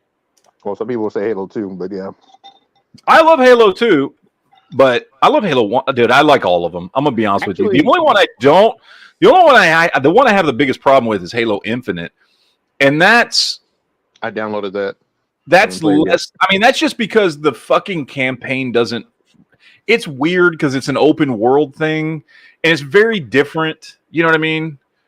And well, it's that secondary company working, and they don't know what to do with fucking Halo. You see, like 343 doesn't have any soul in it. Like the Halo games don't have no soul. It doesn't have no feeling to me. And the fucked up part is that's a whole bigger other issue discussion because that's happening more and more with other games companies. You see all like the creators who even made some of the games that you and I all love, and they all fucking like dipping out and they just get like another team and they don't know what the fuck. They're losing a lot of talent. Not just even on the writing part. Sometimes even on the people who just making game engines and all types of shit. By the way, Duke, are you even fucking here? Yeah, I'm here, baby. I'm just chilling. What's You up? didn't say a fucking word. Well, I mean, y'all are having great conversation. All I mean, right. I like Halo. I mean, Halo's cool. I Oh, like. I got something for you here. Oh, You want to here see we it? go. Yeah. Just look at the screen. That's all you got to do. Okay. You ready? Yeah. Oh God! I got this one too. Hold on. Oh God! Can you hear me? Yeah, we can hear you. Oh my what's god, dude! Fuck StreamYard. I don't know what the fuck's going on. Hey, now you know what I had to deal with. Did you have problems getting on too? No, I'm talking about back then when I was trying to get on with you guys. Right. You had problems getting on too? Yes. Okay, there we go. Dude, I'm talking to the people on StreamYard. They're like, no, our system's working fine. I don't know what you're talking about. Like, dude, you guys are retarded. They are. All right, I used the R word. My bad. How's it going? Good. Not too bad, actually. How are you feeling, brother? But Why would you ask me that? or do you still have the lung aids? Why you're asking me that? Yeah. Fuck me, dude. No, I'm feeling better now, finally. Yeah. That's good. Good. Hmm. Yeah, man. Yes, yeah. This Shit, is I had great. good news and bad news. Oh, X is crazy, but you know, what are you gonna do? Hey, Matt. I mean- I put in the private chat that Sinbad thing. I know that was a while ago we were talking about it, but we got on a good conversation. So You can't do that on television? Is that what we're talking about? I love that show. well, we were talking about that earlier. We were because I watched this documentary. There's this documentary on the F movies called The Orange Years, and it's like a full documentary about Nickelodeon and how it became Oh, a channel and all that shit. what's? I gotta look that up. That the Yeah, orange. it's called The Orange Years, and it was a really good documentary. It's like a full documentary on the creation of Nickelodeon and all this stuff. So I dug it quite a bit. It was really good. Oh, I did finally finish watching Fear the Walking Dead. Okay.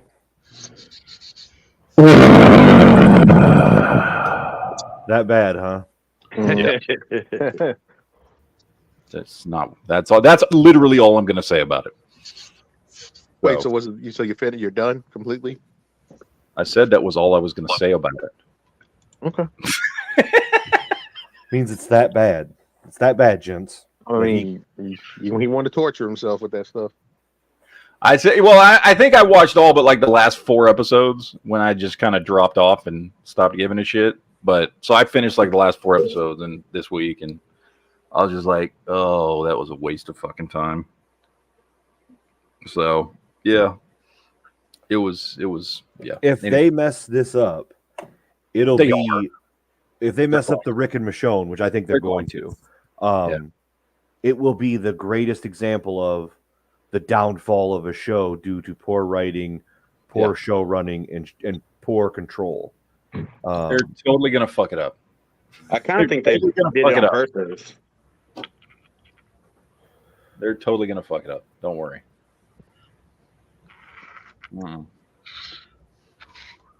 Anyway, I want to talk a little bit about the things that people might be excited for coming up in 2024.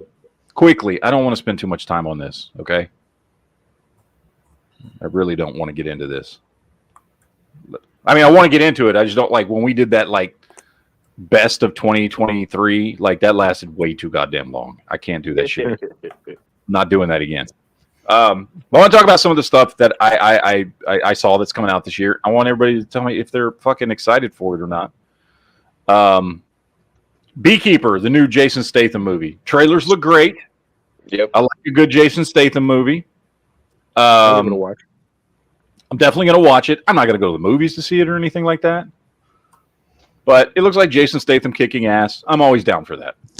And usually they're good movies. You like you know what I mean? Like usually Jason Statham, all right, you know you're going to get a good action movie. You know what I mean? It's not going to have like the greatest fucking story or acting or any of that shit in there, but you're going to get a good action movie. So this one comes out here in like a week or something. And I'm kind of looking forward to that one. The 12th ISS. What? I think the 12th is the release date. Yeah. ISS looks good. I am teetering on whether or not I want to go to the movies to see it. I'd rather just watch it at home because I do want to see it. You know what I mean? Like, the only thing I know about the movie is what's in the trailers, which is apparently a war breaks out on Earth while these astronauts are on the ISS, and there's American and Russians, and then they both get fucking communications from the ground saying that, you need to take over the ISS. So now it's like Russians versus Americans on the ISS trying to take over. Looks good. Sounds like a cool concept, old school Cold War fucking shit. I'm always down for that. Throw in a little bit of sci-fi, whatever. Looks cool. I want to see it, but whatever. Who knows? I don't know. It might be good. I don't know. Yeah, it looks like it. This one I'm definitely going to see at the movies. Argyle. Have y'all seen the trailer for Argyle? I have, and it looks good. It looks I fucking don't think great. so. Yeah, you should totally check it out. Check out the trailer for Argyle. First of all, I really like Sam Rockwell. Oh yeah, hell yeah. Sam Rockwell's fucking great. I like him in just about everything he's ever been in, and he basically plays like a fucking spy in this movie, guarding the chick who is a writer who somehow manages to write shit that comes true. Oh, She writes spy novels. Yeah. I have seen previews for this now. Yeah, she writes spy novels that somehow come true, and like you find out, I get, at least from what I'm to see in the trailer, you find out that like, people are after her because she's writing shit that's really happening, and he's the spy that gets fucking sent to like protect her or whatever. Anyway, it's a great trailer. I don't know if the movie's any good, but the trailer was awesome. So hopefully the trailer is not everything that's good in the movie. Hopefully, yeah. Madam Web. I am not going to go see this at the movies. I will watch it because it's Spider-Man adjacent, right? Like, I'm going to watch it whenever I can, but I'm not paying to go see this fucking movie. It looks mediocre.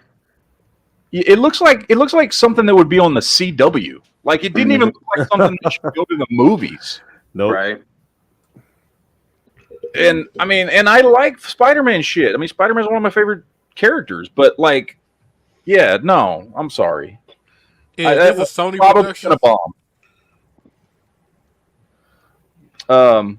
Well, it's not Marvel though, right? It's Sony. Who's doing this? It is Sony. Yeah, it's Sony. It's so it's not Marvel Universe, right? Okay, hold on. I'm trying to look at something. Shouldn't Madam Web be an old woman with glasses? That's what I thought. Well, this is supposed to be her early on, before she becomes that version of Madam Web. Like, this is like, I think this movie takes place before Peter Parker's even born. Yeah, it sounds super gay. Yeah, it probably is. Dune Part 2. Definitely going to the movies to see this. I loved the first one. I cannot wait. This is maybe the thing I'm most anticipating this year. I don't know yet. We'll see. Looking forward to that one too. Very much looking forward to see this. I still haven't seen. Hopefully, it's not as slow. As Oh, dude, you got to watch Part 1, man. You got to watch Part one Part was pretty good. Have you ever seen the original movie? That's the question. I tried 3 times. I thought it was fucking boring. Like, I mean, even it's back like it's like around a when it shot came for out. It's not good. It's not good. Watching although I will say, if you watch that movie first, you will way more appreciate the new Dune movie. If you watch the old one from '84 first. But yeah, definitely want to see that. Kung Fu Panda 4. I like the Kung Fu Panda movies, and I will probably end up watching this, not at the movies, but because my kids will eventually want to see this at some point. So I will watch this too. They put Aquafina in it.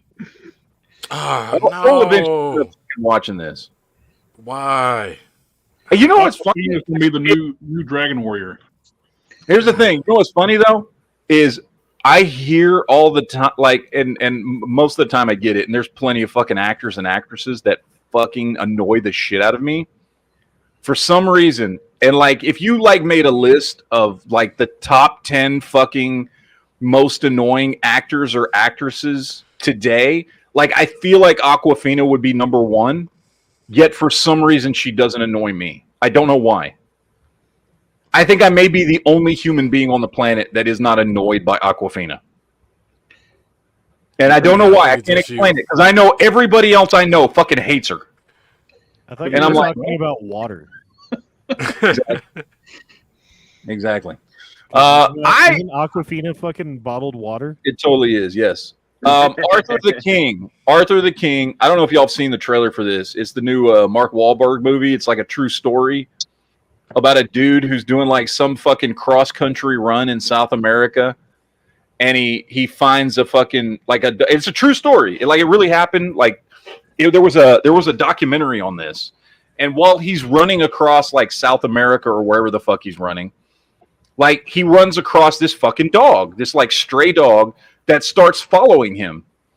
And eventually the dog like ends up going across the entire fucking continent of South America with him. And it was like worldwide news. Like this dog finished this fucking race with him. I remember that. Yeah, it's a real fucking story. And they had a documentary on it and it was this whole big deal. Anyway, the trailer looked good. I like fucking stupid gay ass movies like this. I'll I watch do. it. Well, you know they're gonna tug your heartstrings about some stuff that ain't true. Oh yeah, I'm sure. But yeah, it's like a dude. It's a dude in this dog movie. You know what I mean? Like, I want to see that one. Ghostbusters: Frozen Empire. Of course, I'm gonna watch this. Oh hell yeah, yeah. Because the last one was great. I love the last one. Yep. I thought it was meh, but okay. It's the true sequel to the 80s Ghostbusters. Yeah. It's what it always should have been, a Wait. legacy movie. So this is not with the kids, or this is with the kids? This is with the kids. It's with the kids. But it's a With true the kids, sequel. Paul I don't Rudd, understand. and everything. And this one has Dan Aykroyd in it, and Bill Murray, and why am I blanking on his name? The other one that's not Dan dead. Aykroyd. No, Winston. Dan Aykroyd, Bill Murray, and What is his I name? want to play Winston. Yeah. yeah, Winston. No, Ernie Hudson. Ernie Hudson. Yeah. It's got the three of them in it, and So this is number 4 then. In a this will sense. be number 4. Yes. Okay. Is Let's see. Tom dropped one in. Says Is that what's going on? June 80s Sting Wild Hair and Creeper Smile. Well, Sting was creepy as fuck in that movie, but he played good. He was probably the only good part in that entire fucking movie. He wasn't in it much. Is there an ice age taking over? Is that what's going on?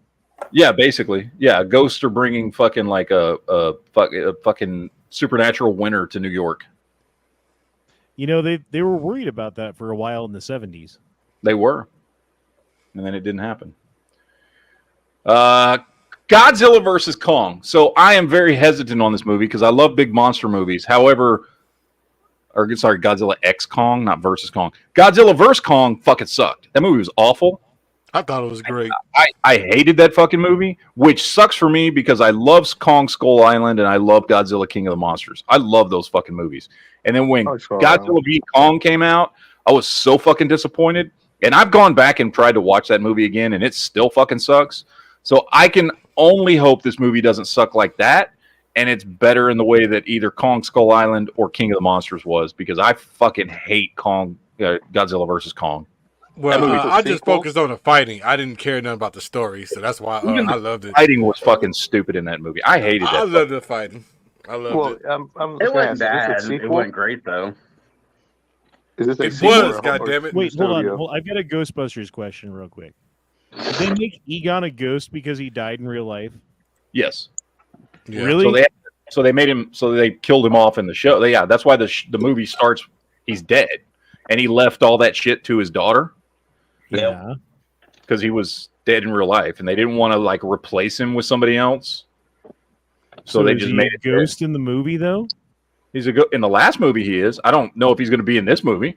Is it cringy or is it okay? It's done really well. Because it You sounds haven't cringy. It's done good. You haven't watched that last Ghostbusters movie? Hell no, dude. Oh, dude, it's great. You should. Yeah. You totally should. It is a true, like, it's what a sequel to the original Ghostbusters movie should be. Exactly. Yeah. Not that It's a stupid good movie. bullshit that came out where it was all female cast and Yeah. Thor was the fucking Only good part of that movie? If you like Stranger Things, should look older, but whatever.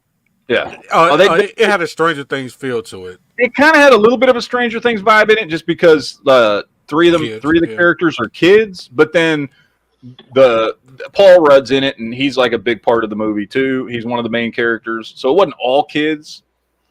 But yeah, and then the original Ghostbusters fucking show up they show up a couple times in the movie, and then they show up at the end too. So Does it have Yeah. Arrowhead in it?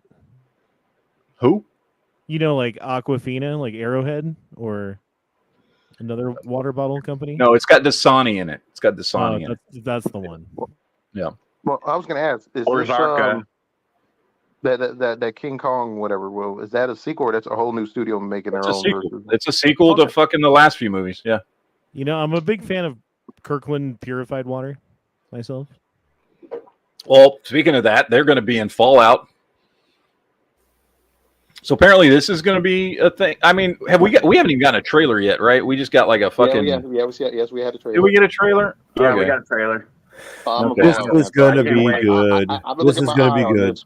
I hope It's so. going to be good. This is going to change everything. It's going to be a whole new thing. About fucking everything, dude. I'm worried.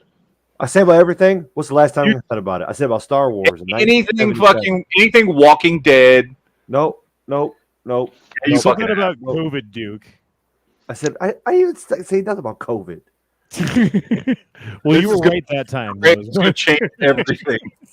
I said, don't worry. These Model 10s will keep us united forever. Yeah. And how did that work out?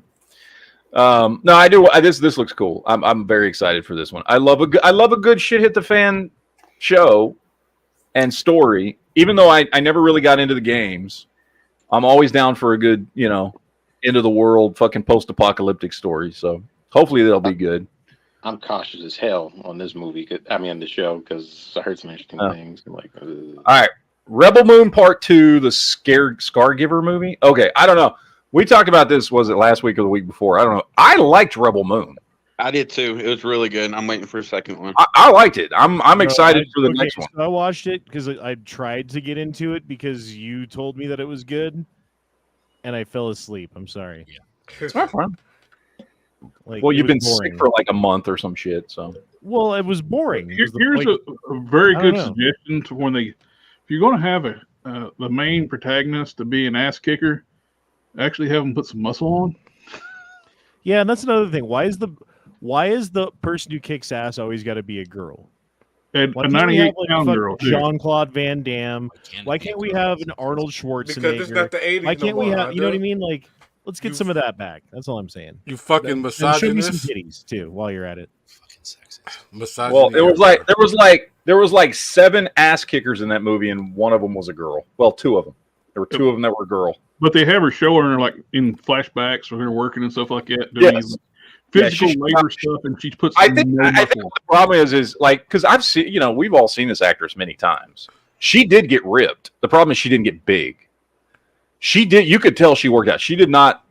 She doesn't normally look like that, but she didn't put on like muscle. She didn't get bulky. She just got ripped, and she's a very small person. And I don't know that she could have put on fucking muscle. So maybe they should have picked somebody who could put on muscle for the part or something. Like a That dude. would work. You're right. You're not wrong there. Like, what's wrong with Dolph Lundgren? And then you show some titties in the middle. That's all I'm saying. Because Dolph Lundgren's old as balls, dude. Well, okay, so you find the 2020 fucking whatever, like non. But The one who played his son. Zack Snyder, he fucking wrote it, and he's totally not a fucking woke head. So, and he wrote the fucking movie. He wrote it, produced it, directed it. Oh, I don't know about Zack Snyder. What? I've never heard or anything about him or heard him say anything woke. And I've seen a lot of Zack Snyder interviews and people talking about him. he did cast Ezra Miller. Well, yeah, but that was before all the bullshit. Oh, he was going by they them stuff, but when they cast him. Well, he cast him back in 2013. That they them stuff wasn't even a thing back then. He cast him for the well, actually he might have cast him in 2012 because the movie was shot in 2013 and then released in 2014. Dude, if I ever win the lottery, I'm totally making the movie that I want to see. and I will pay for it and produce it, and then It's just gonna, be like it's just that gonna one have movie like, that guy it's that's just really gonna have like crazy. somebody. It's gonna have lots of tits and somebody talking about how huge Dolph Lundgren's dick is. No. But there's going to be clowns. tits, not lots of tits, like tasteful tits, like the Will it- correct amount of tits. That's the thing. Did you hear Will it be about what that blackjacks and woman hookers in said? the movie? Because if it was You're- just tits, then that's a different kind of movie. Justice League was a 2017 movie. No, but Ezra Miller first appeared in Batman v Superman, which was 2014. Right. That he got hired before then. He was in that movie. He got hired to be Flash before 2014, so he would have had to have gotten hired in 2012 or 2013.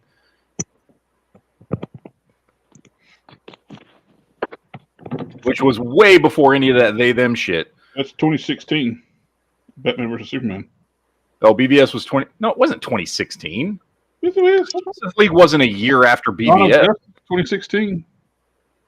Batman versus Superman. Yeah. Okay, so then he would have had to got hired in like 2014 or 2015. Hey, it still wasn't a thing back then, even in 2016. No, the they them shit wasn't a thing back then. was Dude, a- nobody. I mean, when Ezra Miller got when He is Ezra still Miller horrible casting even before this, though, but he when looks. Ezra Miller got hired to be the Flash, I didn't know anybody that even knew he was fucking gay, much less a they them, much less he hadn't done any of the crazy shit yet. It wasn't until after that movie came out that he got busted. He fucking threw that chick on the ground outside of a bar. That was like the first time anybody ever knew that he might be crazy. He got in trouble for that. That was after the movie. He's still like one of the worst castings ever, even before they even revealed. Oh that. no, he was a bad casting.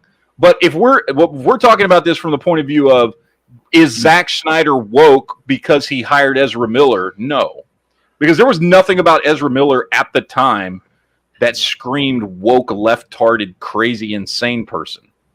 Had he been to the island, He did say he would. What was it? Zack Snyder would have Batman get raped in prison. I mean, that would be kind of funny, actually. I don't like Batman, so I don't give a shit. Okay, so I was thinking about this. A cop, the average beat cop walking down the street with his gadgets and his radio and his handgun and his taser and he thinks he's Batman. That's what that is. They all think they're Batman, and they're there to fight for justice. You ever think That's about true. that? Maybe. That's why they like Batman. Civil War movie. Before you go on to this one. Oh, wait, hold on. Let me get the super chat from Dom. Says, one actor that annoys me is Melissa McCarthy. She can be very, there's some Melissa McCarthy movies that I like, and she's less annoying in, and then there's times when she just fucking annoys the fuck out of me. I think it depends on whether or not, a lot of the movies where she's not the main character, I'm fine with her in. Whether, Bridesmaids or, what's that one, Identity something, where she steals Identity Jason Thief. Bateman's Identity Thief. There's some movies she's in that I like, and she's good in them playing those roles, but she's not the main character in those movies. Did you like Heat? No, I didn't like Heat. I didn't like Heat. I didn't like it because she was annoying in it. I just didn't like the movie at all. I don't think her or Sandra Bullock were good in it. I don't think it was a good movie. She does have a way with her one-liners that's hilarious. Like when that one where she was going back to college and with her daughter, and her daughter tells her to turn off her for Google or some shit like that. Yeah. Let me ask you about that movie. What was that movie you started watching? The long one. Oh, What movie? The video game one. Yeah. We talked about that at the beginning of the chat. Yeah, I finished it. It was good. Okay. Yeah, I finished it. It was good. I liked it. And then I did watch that other one that was out, and that was pretty awesome too. It was pretty epic. Which one? Oh, what was the other documentary that you watched and said it was really good? Oh, the Y2K one was really good. Have you watched that one, Honda? No, you guys were talking about that last week. It's worth checking out. It's kind of interesting, the way that people think Y2K went down. It freaked my sister out. I know that, and it ruined my New Year's Eve. like a lot of people. But the thing makes it seem like it was a big hoax, like it was a big scam, like a bunch of people were all chumps. At least that's how I got out of it. All right. That's always one of those things that I wonder if like it was how much hype it was versus how much it was like actually a problem. Like if no one ever did That's what the whole anything. movie was about. But instead of like researching and figuring out like how they spent the $8 billion fixing it, they were just like, well, no one really knows if it was real or not. And it's like, well, yeah, they do. Just go check out where they spent that $8 billion changing all these transistors and shit. Or Yeah, that's the TLDR. They just fucking laundered money and shit. All right, Daniel dropped in a super chat, says, you seen the trailer for the Fallout TV show? I guess not, because I don't remember it. We were just talking about that a minute ago, and I don't remember it. It looks good. I can't wait because I love the games. So I'm looking forward to that. We talked about that one. Civil War. Is anybody looking for? I'm going to watch this, but yeah. Oh yeah. I don't know that I'm necessarily looking forward to it. Who's making this? Careful how you say that. Is anyone looking forward to Civil War? Anybody looking forward to Civil War? Yeah, I can't wait. Yeah. Who I don't know. Hey, It looks a minute, good, though. man. You ready for Texas secession? Yep. All right, the Fall Guy movie. I can't wait to see this motherfucker. I'm going to see this. Holy shit! That trailer looked awesome. This is a theater-worthy movie. Yes. Oh, totally. It looks like it's going to be a big, goofy, funny action movie. That's going to be like, yeah. I can't wait to see the origins of how Colt Seaver becomes a fucking bounty hunter. That's basically what this movie is. I'm guessing that's what the trailer looks like. Yep. So I love the fact the square body's in it. yes. Here's what I'm thinking. Here's what I'm thinking is going to happen, because this has happened in movies before, where like the movie's going to start out and he's got a brand new truck all pimped out, but at some point in the movie that truck's going to get fucked up. Oh, the trailer shows that new truck getting destroyed. Yeah. And so in the third act, he has to bust out the old truck. You know what I mean? That's what's going to happen. I'm calling it right now. And it's going to be glorious when it fucking does. What's the best decade of music, in your opinion? For me, it's the 90s. I love the 90s. But I've talked about this before far too much. But I read a study a while back. This was probably 15 years ago. I read a study a while back that says that the period of time that your brain is most developing to the point that you essentially become, like you, and you kind of basically stay that way for the rest of your life is between the ages of 12 and 25. And so my theory is very clearly this. Whatever music and movies and things you experience between the ages of 12 and 25 will always be your favorite things. Because that is when you are developing as a human being and all the pathways in your brains are setting up for the rest of your life. And so I think whatever you experienced at that age, in that 13-year time span, is going to be your favorite things for the rest of your life. I've heard that too. That's why my dad always liked like 50s music or whatever. Yeah. And like, if you think about it, it kind of makes sense from like a developmental, like human point of view. From we spent most of our lives living in tribes, dancing around fires, beating drums and stuff. You know what I mean? It's like the drum beats that our parents taught us were the ones that we liked too, and we pass it on to our children. Damn it. Yeah. Yeah. Well, I was just so for me, the bulk of that time of my life was in the 90s. It covers a little bit at the end of the 80s and a little bit at the beginning of the 2000s, but the bulk of it is the 90s. I feel like drums are for the old timers. I like it when you have a shell and you put some gravel in there and you shake that. That's way cooler than drums. Yes, it is. Oh, well, I ain't surprised. I was just listening to G's up. You're from the shell tribes. We don't like your kind. You can smack a shell if you want. All right, now maybe the other movie I'm most looking forward to next year is Deadpool 3. Oh, finally. Hell yes. Yeah, that's the only one that's on my top list. You mean next year? Or this year? Whatever. It's 2024 already, isn't it? This year? And hopefully we get a Rock Dog 5. Open it wasn't pushed Let's back. cross fingers. Rock Dog 5. I still don't know what this fucking movie is. I still have no fucking clue what this movie is. Raw Dog. Deadpool, come on. I love the first two Deadpool movies. They're some of my favorite comic book movies of all time. So I can't wait to see. And I hope this one is just bigger and more ridiculous than ever. Mm-hmm. So If all the rumors are true, they're going to be like multiverse type thing going on, and like different variants of.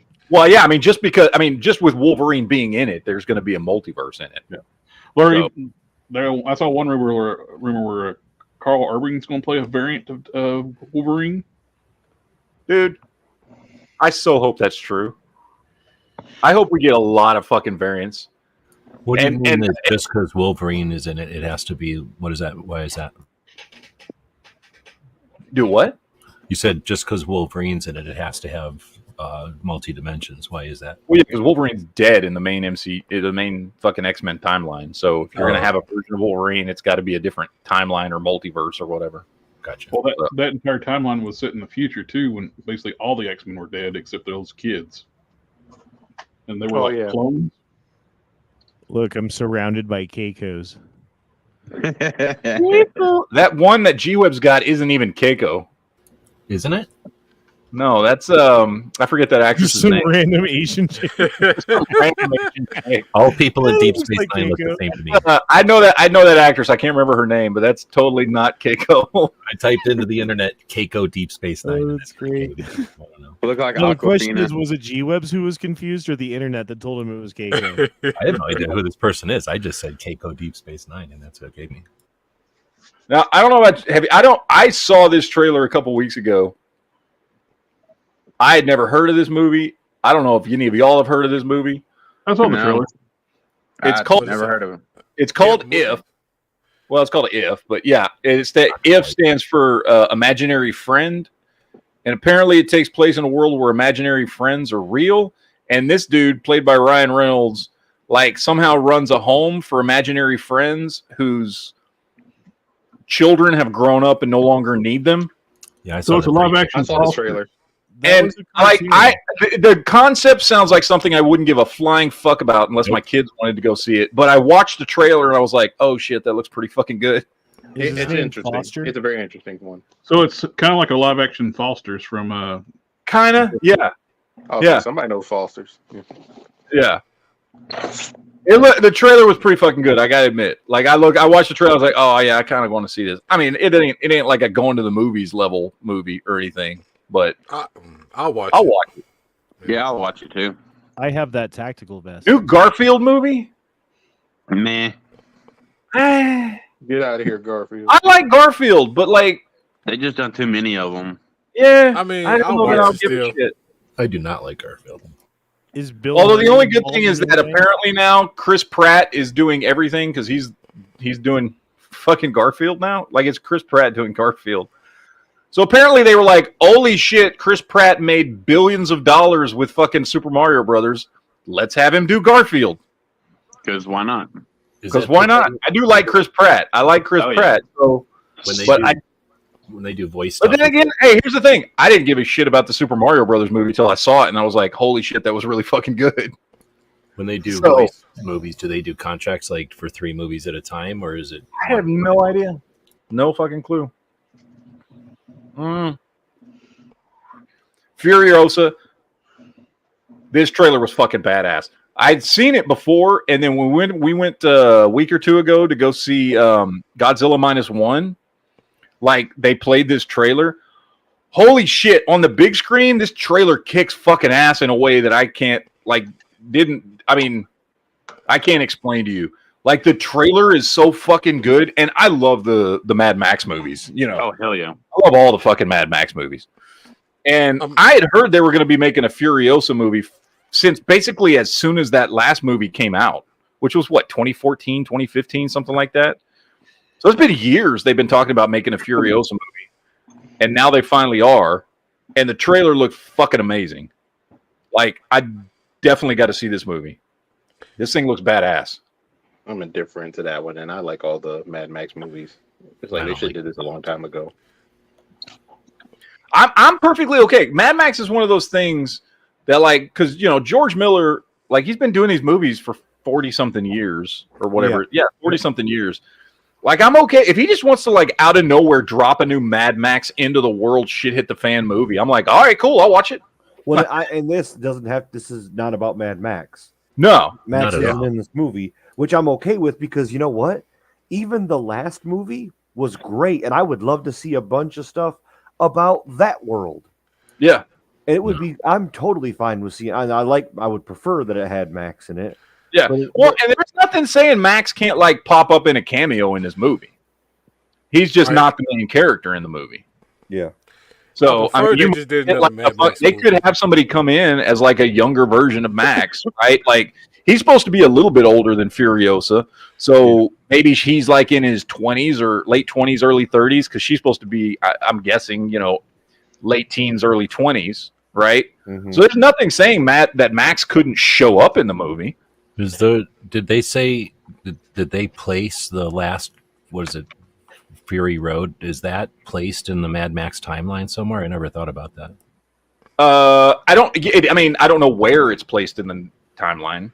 I'm assuming after Thunderdome. Yeah, it has to be way after everything, right? Yeah. So, I don't know. It didn't, the Mad Max movies are never really like, other than the first one, because the first one obviously made sense because he has his wife and all that, and then he has his cop car essentially in the second, the first one, whatever, and then this third one was horrible. You didn't like Thunderdome? Yeah, no, I didn't like Thunderdome. I love Thunderdome. Same here. I love Thunderdome. Thunderdome's my second favorite one. I grew up with Road Warrior, was what I got introduced to. Then on HBO or something, they showed us Mad Max, and I was like, oh, man. And then Thunderdome was like the Ewoks. Like, they just dumbified it for kids or whatever. Yeah, like, I'm into a family movie. I'm more into that camp because mine goes 2, 1, 3. Right. Who's the best? So it was like hardcore. Like, I want to see a guy. Y'all gonna be pissed off about this, but my order is 2, 3, 4, 1. Oh no, yeah, that's fine because me too. I love one. I think it's a great movie, but in the order of my fucking I like 2 the best, then Thunderdome, because those are the 2 I grew up on. Yeah, right. Those are the 2 I first saw. It's just like what you said. And then I love fucking Fury Road. Fury Road's fucking great. Yeah. Well, and then there's a lot of people, including me, that in that same camp never freaking saw the first one until years later. Yeah, the first one's totally different. I mean, the actual. No, what? Yeah, I had seen the first one, but I didn't even know they was connected when I was a kid. Right. I thought they were so just different movies. Right? Yeah. But it's the world that you like. I like the guy and the idea that the guy is out by himself and he's got his dog or whatever, and he's got a couple of friends, but essentially he's just like, the lone guy with his horse. But that's my thing. Yeah. All right, what else we got? Kingdom of the Planet of the Apes. Definitely going to see this one at the movies. I love those. That last trilogy. I fucking loved every one of those movies. They were great. I'm going to be biased because I grew up on Planet of the Apes. I watched all that. I watched that shitty fucking Planet of the Apes show, which, by the way, is not good. But I watched the shit. And as a kid, I loved it. Yeah, but we were 7 or something. Yeah, I've watched that Planet of the Apes show that they did in the 70s as an adult. I've tried to, I should say. It does not hold up well at all. The movies do, but the show doesn't. What's your favorite old one? Out of the old school ones, what's your favorite one? My favorite one is the original Planet of the Apes. My second favorite one is it Battle for the Planet of the Apes? It's the fourth one.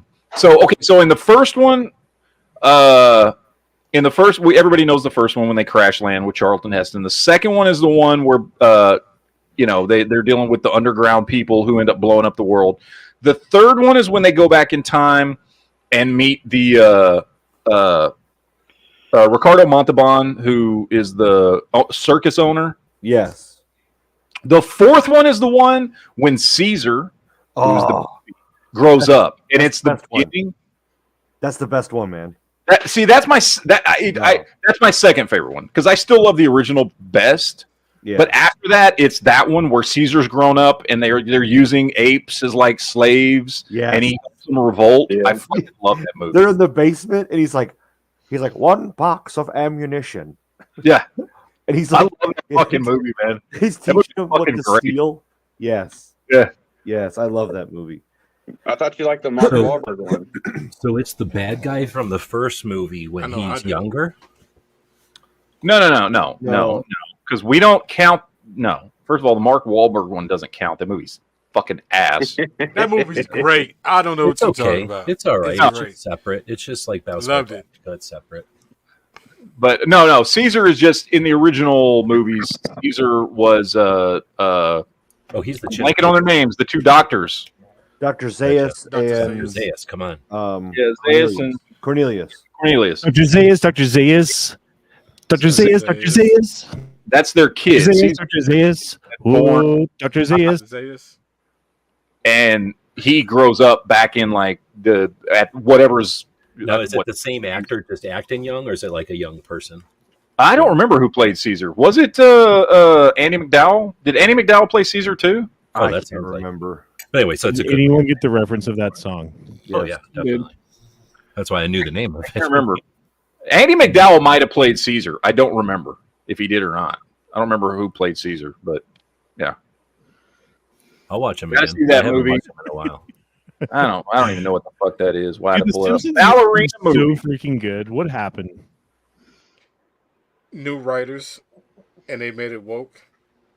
Like there was a part there where like every episode of The Simpsons was just like gold. You know. Yeah. I think it all started with the fracking episode. Then it just went downhill from there. Well, they got into the whole thing too, where, oh, I'm not this ethnic person. I can't play this character no more. Well, they got rid of Apu. That was kind of like. Apu. But I think that was really? like way There's down no the line. Apu no man. more? Like, the show was already Oh yeah, gone. they by got the rid of time him a that long time ago. By the way, that whole Apu thing, I have seen multiple people in the like Indian community piss the fuck off. They're like, wait, Yes. the only Indian character on the show who's got a loving wife, kids that love him, and has a successful business, and you kicked him off the fucking show. Like, who gives a shit who does the voice? Like, he was like, the people were fucking pissed, man. Rightfully so. I mean, he was a good character. Yeah. I gotta ask y'all this, because I seriously don't give a shit about this movie. Does anybody care about a fucking John Wick spinoff that doesn't have John Wick in it? Nope. No. Yeah. Oh, I no, do. No, didn't even know there was one. I mean, maybe if a trailer comes out and it looks good, maybe I'll start to care. But like, I don't give a fuck about a John Wick spinoff. If it has that Asian chick in it, I'm down. I don't know who the fuck is that. It's got Norman Reedus in it. Daryl Dixon. Really? But No, but you know the one who played the daughter to the Yakuza leader? Yeah, you're talking about what was his name? The one with the sword? Yeah. Yeah. Like if she's in it, I'm down. If it's ballerina, though, it's about the Russians. Well, it's Yeah, about true. it's Anna de Armas is playing another assassin. It's a show. It's a movie about her. Oh, I'm down for anything with her in it, I think. So I don't know I mean, I will eventually watch it, but I'm not going to the movies to see this shit. I don't give enough. I'll of a watch shit. any movie that she's in. I don't care what's in. I'll just turn the volume down. Right. Okay. And I gotta say, Bad Boys 4. I'm very much looking forward to this. I I thought they love already the did fucking it, Bad Bad Boys movies. How I many love will that. they do with this? Bad Boys for Life was a fucking great movie. Yeah, it was. It I don't was. get- It was. I mean, Will I don't know. Smith- Gotta- No, gotta lay stop out with the that 10. shit. That movie was great. Will he be slapping anybody in this one? I hope so. He fucking better. They better. He better slap the shit out of Martin Lawrence.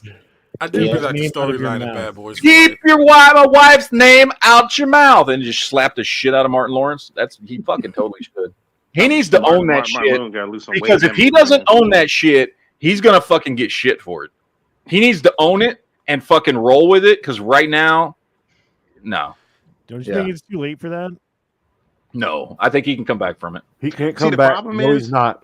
All the I stuff can see coming him out doing it, about but he got him, too no much way. pride. No, he needs to fucking leave his wife and fucking What's own coming it. out about him? What's coming out about him? I thought he was cool. If he left his wife tomorrow and was like, okay, let me do like a tell-all about how she's an abusive bitch and this and that happened and blah, blah, blah, and blame everything on her and like how you got cucked and you didn't mean to and yada, yada, then maybe. But I think short of that, the people who used to idolize Will Smith are like, he might as well be Michael Jackson. You know, like it's like not quite as Oh, yeah. bad as like what Michael Jackson was accused of. Well, that's what I'm saying. He could come back from this. I don't know if he will. But he could, if he did the right things, he could totally come back from this. Well, don't forget, she has secrets. She has secrets about him. So there's some shit. Yes, I'm telling you that there's a bunch of stuff coming out about him. Yep. And I'll tell you right now, Cat Williams, if you all watch that interview, that was great. That was great. Okay, I watched that whole 3-hour interview. Which, by the way, even if you're like a Honda fan, you should probably watch it because there's a bunch of stuff about that kind of world. Wait, what does that even mean? Right? What is that? Conspiracy. I want to be I know what careful. he's saying. Like conspiracy. People like dirt bikes, never enough ammo. People who like dirt bikes and ATVs. So what would be what about being a Honda fan means you might not like the Cat Williams interview? No, I'm saying that. Okay, I'm trying to talk in a little bit of code. I don't know what channel we're on here, but what I'm saying is that it's very conspiracy based. It's very some secret orders based, things like that. That's all I'm saying. Yeah, and it goes 3 hours. And it's a tell-all. Illuminati. Wait, Okay, so you're saying Will Smith has been to the island? I'm telling you that he goes into in depth about everyone's secret lives, and including Will Smith at one point. And I'm telling you, Will Smith wasn't going to come back. Will Smith isn't coming back. There's no. I don't care about Will Smith anymore. I'm telling you, and I'm not alone. A lot of people don't. So I liked him back in the day. I agree. I wish it wasn't that way. Yeah. But the stuff they're bringing out about him, they're running him through the mud, man. And I feel bad because I think that he's in a horrible situation. But whatever. All right. That's what happens when you go to the island. People, and I know people who have worked with Will Smith. He's a cool dude. Nobody likes the wife though. But that's a given. Have y'all seen the meme where they talk about like what was it the rapper that got killed? Tupac said that's the one bullet he dodged when no shit. Yes, I saw that too. Well, here's the thing. He knew that girl was crazy. He was never gonna marry her, but he was gonna marry Quincy Jones. Oh, did she come out lying saying like he proposed to her and bullshit? Oh, wasn't it was Bill Cosby's daughter, not Quincy Jones. No, it was Quincy Jones' daughter. Because he was with Bill Cosby's daughter too. So he dated both Bill Cosby's daughter and Quincy Jones's daughter.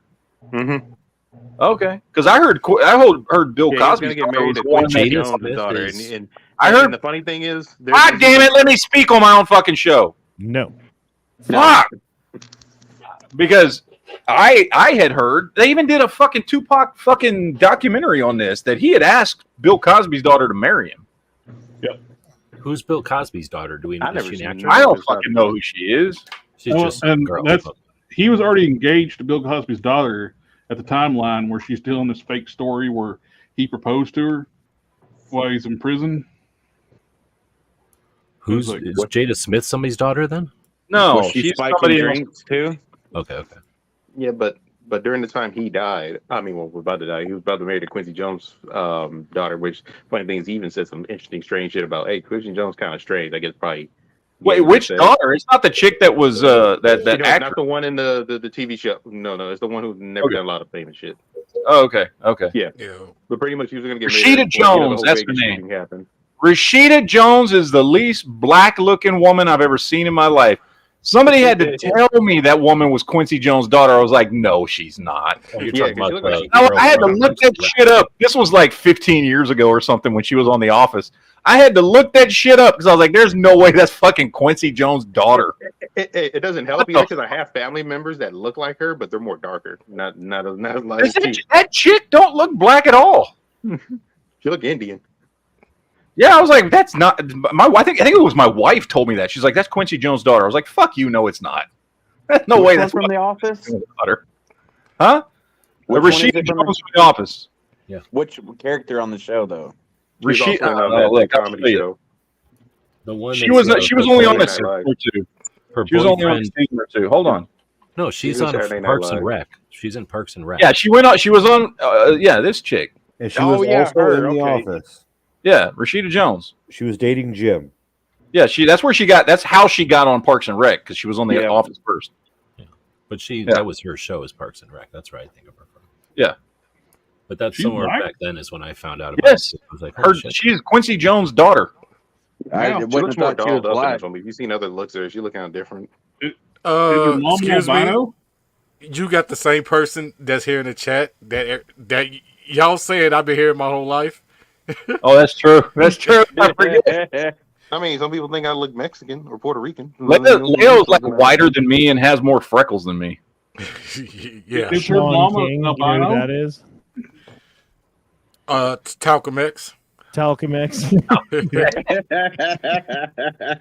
it's like that dude, the dude from Black Lightning, the bad guy in Black Lightning. Oh yeah. Oh yeah. Oh, the yeah, albino yeah, guy. yeah. But he's like legit an albino though. Yeah. No, Yeah. him. Yeah. There was that dude from He's Tropic the funniest Thunder. one to me in that show. Just the way they do with him. You know the one dude from Tropic Thunder too. What do you mean that one dude? Quiet Place Day One. I didn't even know they made a third one. They haven't yet. It did not come out yet. Oh, Comes out this summer. These are upcoming movies. Excuse me. that's what I'm saying. I didn't know they made a Did third you one. like shoot your way out of A Quiet Place, even though it makes I don't know. Like I hear Michael Bay's involved in this, and so I'm like, I mean, real quick on the comments, I guess they said Bill Cosby's daughter died at 44. So okay. So she died Did she young. get the jab? Wait, really? She died too? All right. Right, because I know the Yeah. son got killed. Yeah, the son got killed by a You get the carjacking. Yeah. All right. I gotta admit, I am a fan of the Despicable Me movies. I never seen not one of them. They're actually I've seen pretty I good. saw the first one. The first one's really good. I've seen all of them because I got kids, and I like all of them. They're all good movies. Yeah. That's the Minions. Yeah. Yeah. I mean, DreamWorks never put a bad movie. With Groom. Yeah. Well, they have. But I do want to see it. I mean, unless my kids want to go see it, I'm not going to go to the movies to see it. But I do want to see this movie. I think I I've feel seen like, the second one. It I think demonizes that's all I tater know about the tots. first one. And The second one wasn't nearly as good as the first. I like all of them. I can binge watch all three of them. Like it was still good, but it wasn't as good. I don't think. Yeah, no, the first one's the best one. That's coming out. Venom 3. I am excited about Venom 3. I do like the first two movies. I hope it's better than the second yeah, one. me too. Yeah, the second You know one was what? too Here's short. the thing.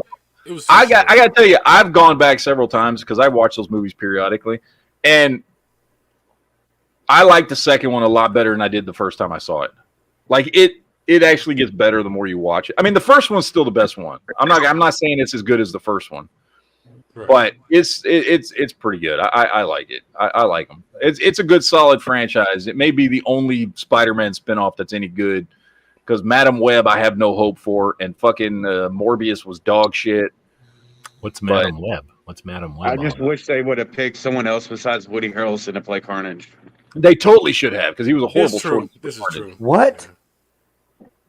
You Yeah. think he's bad as Carnage? He was a horrible Yeah, he was horrible. Carnage. You know what? Dude. It could. I don't Luke, know. have you ever read the comic books with him in it? Yeah, That's no, you have not. I have read never, not one. Yeah, I had the he second. was he was a bad choice for fucking Carnage.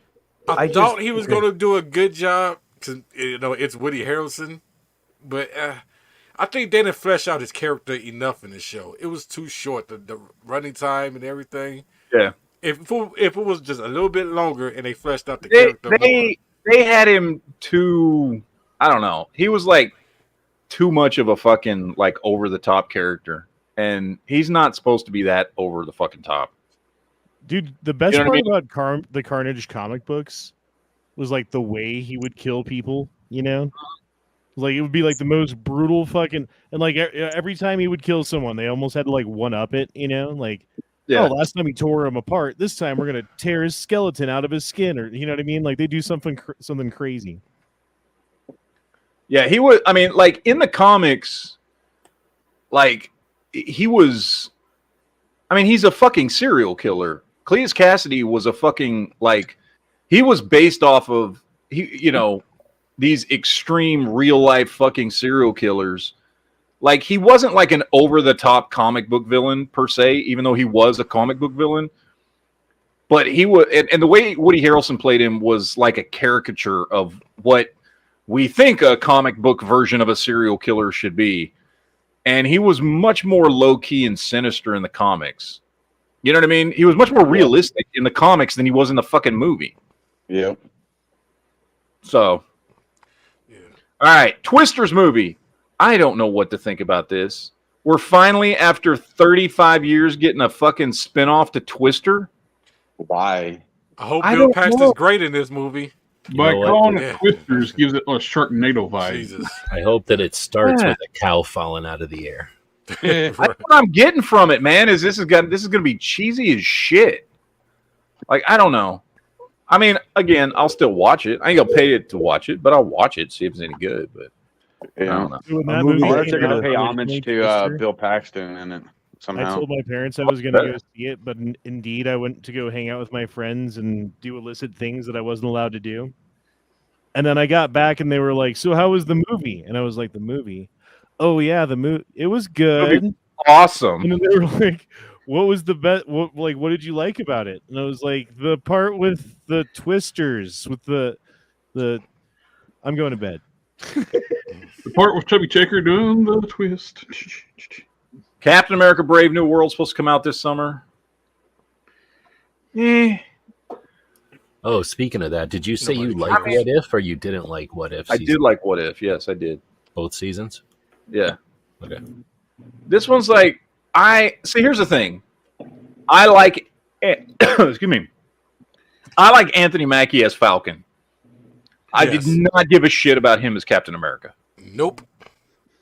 And he's going to be the main character in this fucking movie. Now, I like that Bucky's going to be in it, or Winter Soldier. I like that they're bringing back Liv Tyler as what's her face, Betty Ross. I like that we're probably going to get the Thunderbolts and Red Hulk in this movie. Like, there's a lot of things in this movie that I like the idea that they're going to put it on screen. I just don't give a shit about Anthony Mackie as Captain America. Bucky should goddamn have the shield. Bucky should have gotten the fucking Yep. shield. Yep. Instead, they gave it to the diversity hire. Oh. And that's the thing. He was great as fucking Falcon. I like his character. I like Falcon. I like Anthony Mackie as an actor. I just don't want to see him as Captain America. Bucky in the comics too took up the mantle too for help, like not only to honor Steve, but for redemption as well. Uh-huh. For the stuff that they made him do against his will, he still feels guilt for it. Pretty much. I mean, I'm agreeing with all y'all saying. I'm just playing Make Warrior. I don't know. I mean, look, it's a Marvel movie. I'm gonna go watch it, but I don't know. Borderlands movie. I've never played the Borderlands game. Anybody played the Borderlands game? Yep. A little bit. Borderlands 2. Yep, I'm playing it right now. I know it's like Mad Max type shit or whatever. Yep. So I mean, maybe it'll be cool. It's it's I like was a actually- grinder I game think- where you go out and kill creatures and try to find like a little like 2% better pistol than you already have or whatever, like that kind of thing. Something like that. It's a loot, whatever thing. But to be I was fair, actually playing- I mean, the universe is kind of interesting, even though it's like pretty much everything's out to get you. But I feel like this should not have been a movie. No, Borderlands I is can't kinda- wait to see it. I was playing Borderlands 2 with my son when he was visiting over the holiday break. That's the better one. It's Borderlands 2. No arguing. I don't know. We'll see. I'll go watch it if the trailers look good. New Alien movie finally. I don't know what it's about. It's supposed to come out this summer. We still ain't got even a clue of what this fucking movie's about. Has anybody heard anything about the new Aliens movie? What it's about? I think it's about an alien. This is the one Nope. that is supposed to be a true sequel to Aliens 2. Wasn't Romulus the founder of Rome who slayed a dragon or some shit like that? Romulus and Remus found Rome, is what you're talking about. So yes, in some way, but this is supposed to be the true sequel with Michael Biehn and Ripley. So, Oh, really? That's what I've heard. That's what I heard. That's what it was always about. That's what this was always about. This was supposed to be where he didn't die, and they get woken up and have another adventure with some aliens. Yeah, And his Alien face 3 is all sucked. jacked up. Yeah, this Romulus is supposed to be the original Alien 3, which was going to be good. So, yeah, That's what I've heard, but I don't know how true that is. I guarantee they'll mess it up. But I was thinking, I mean, it would be cool if we got it. So The it's gonna be different title actors makes me playing want them, to like younger Alien Star Trek crossover now, though. But I say it's probably gonna be like younger actors playing them, but not actual. Now here's a trailer. Here's a trailer that actually looked good. I have no faith the movie's going to be good because it's another Spider-Man spinoff. So it's a Sony picture. So it's a Sony picture. But I will say the trailer was cool. I don't know what the fuck that means. Did you ever look? Because the Morbius trailer looked pretty cool too, and that movie was ass. Did you ever look at this one? So I don't know why they keep trying to turn Spider-Man's villains into heroes. That's dumb. I don't know. Number one best Spider-Man villain is the alligator in a lab coat. Why don't they make that more often? I do like that actor though, that Aaron Taylor Johnson. You just like his abs, you fucking pervert. Do a movie with the Osbournes. That would be good. Yeah. Ozzy Osbourne, his kids. Yeah. Well, yeah. It is weird that Corey Donnie knows Marie his Osmond. middle and Nor- last Norman's name like like that. yelling at Sharon! Mhm. Sharon! Yeah, I mean, he's always high and drugged up. Yeah. All right, Beetlejuice 2. I don't care how bad this movie is or how bad the trailers are going to be. I'm going to go to the movies to see this fucking movie. Yeah, I love the first one. How long has it been now? Almost. Tim Burton movie? Is Tim Burton doing it? Yes, Tim Burton's doing it. Oh, okay, cool. Yeah, totally. Yeah. So I I'm guess totally if the main going guy to is see this doing movie. I hope it's good, but even if it's not, I'm going to go watch it. This fucking Beetlejuice. So Is Michael Keaton playing Beetlejuice? Is a question. yes, he is. All right, good. Transformers 1. This is the animated Transformers movie that's coming out, like a big budget animated. I have no idea what the fucking movie's about though. Like I don't know what universe this takes place in. Is this a part of the fucking like Bumblebee Rise of the Beast universe? No, I don't know. But I don't have a lot of faith ever since that last cartoon series when the Nightshade doesn't go by her or him. She goes by they them. No, fucking stupid. Oh God! In a cartoon. Yep. Wonderful. No, we'll see. Again, we haven't gotten a trailer, so I don't fucking know. Echo. This actually comes out next week. I didn't even know it was coming out this quick. Oh, people have been like making fun of the trailer too, and I haven't seen. I saw the original trailer. it has her fighting Daredevil, and Daredevil's knocking the shit out of her head with them batons, and it's like she don't even feel it. Oh Jesus!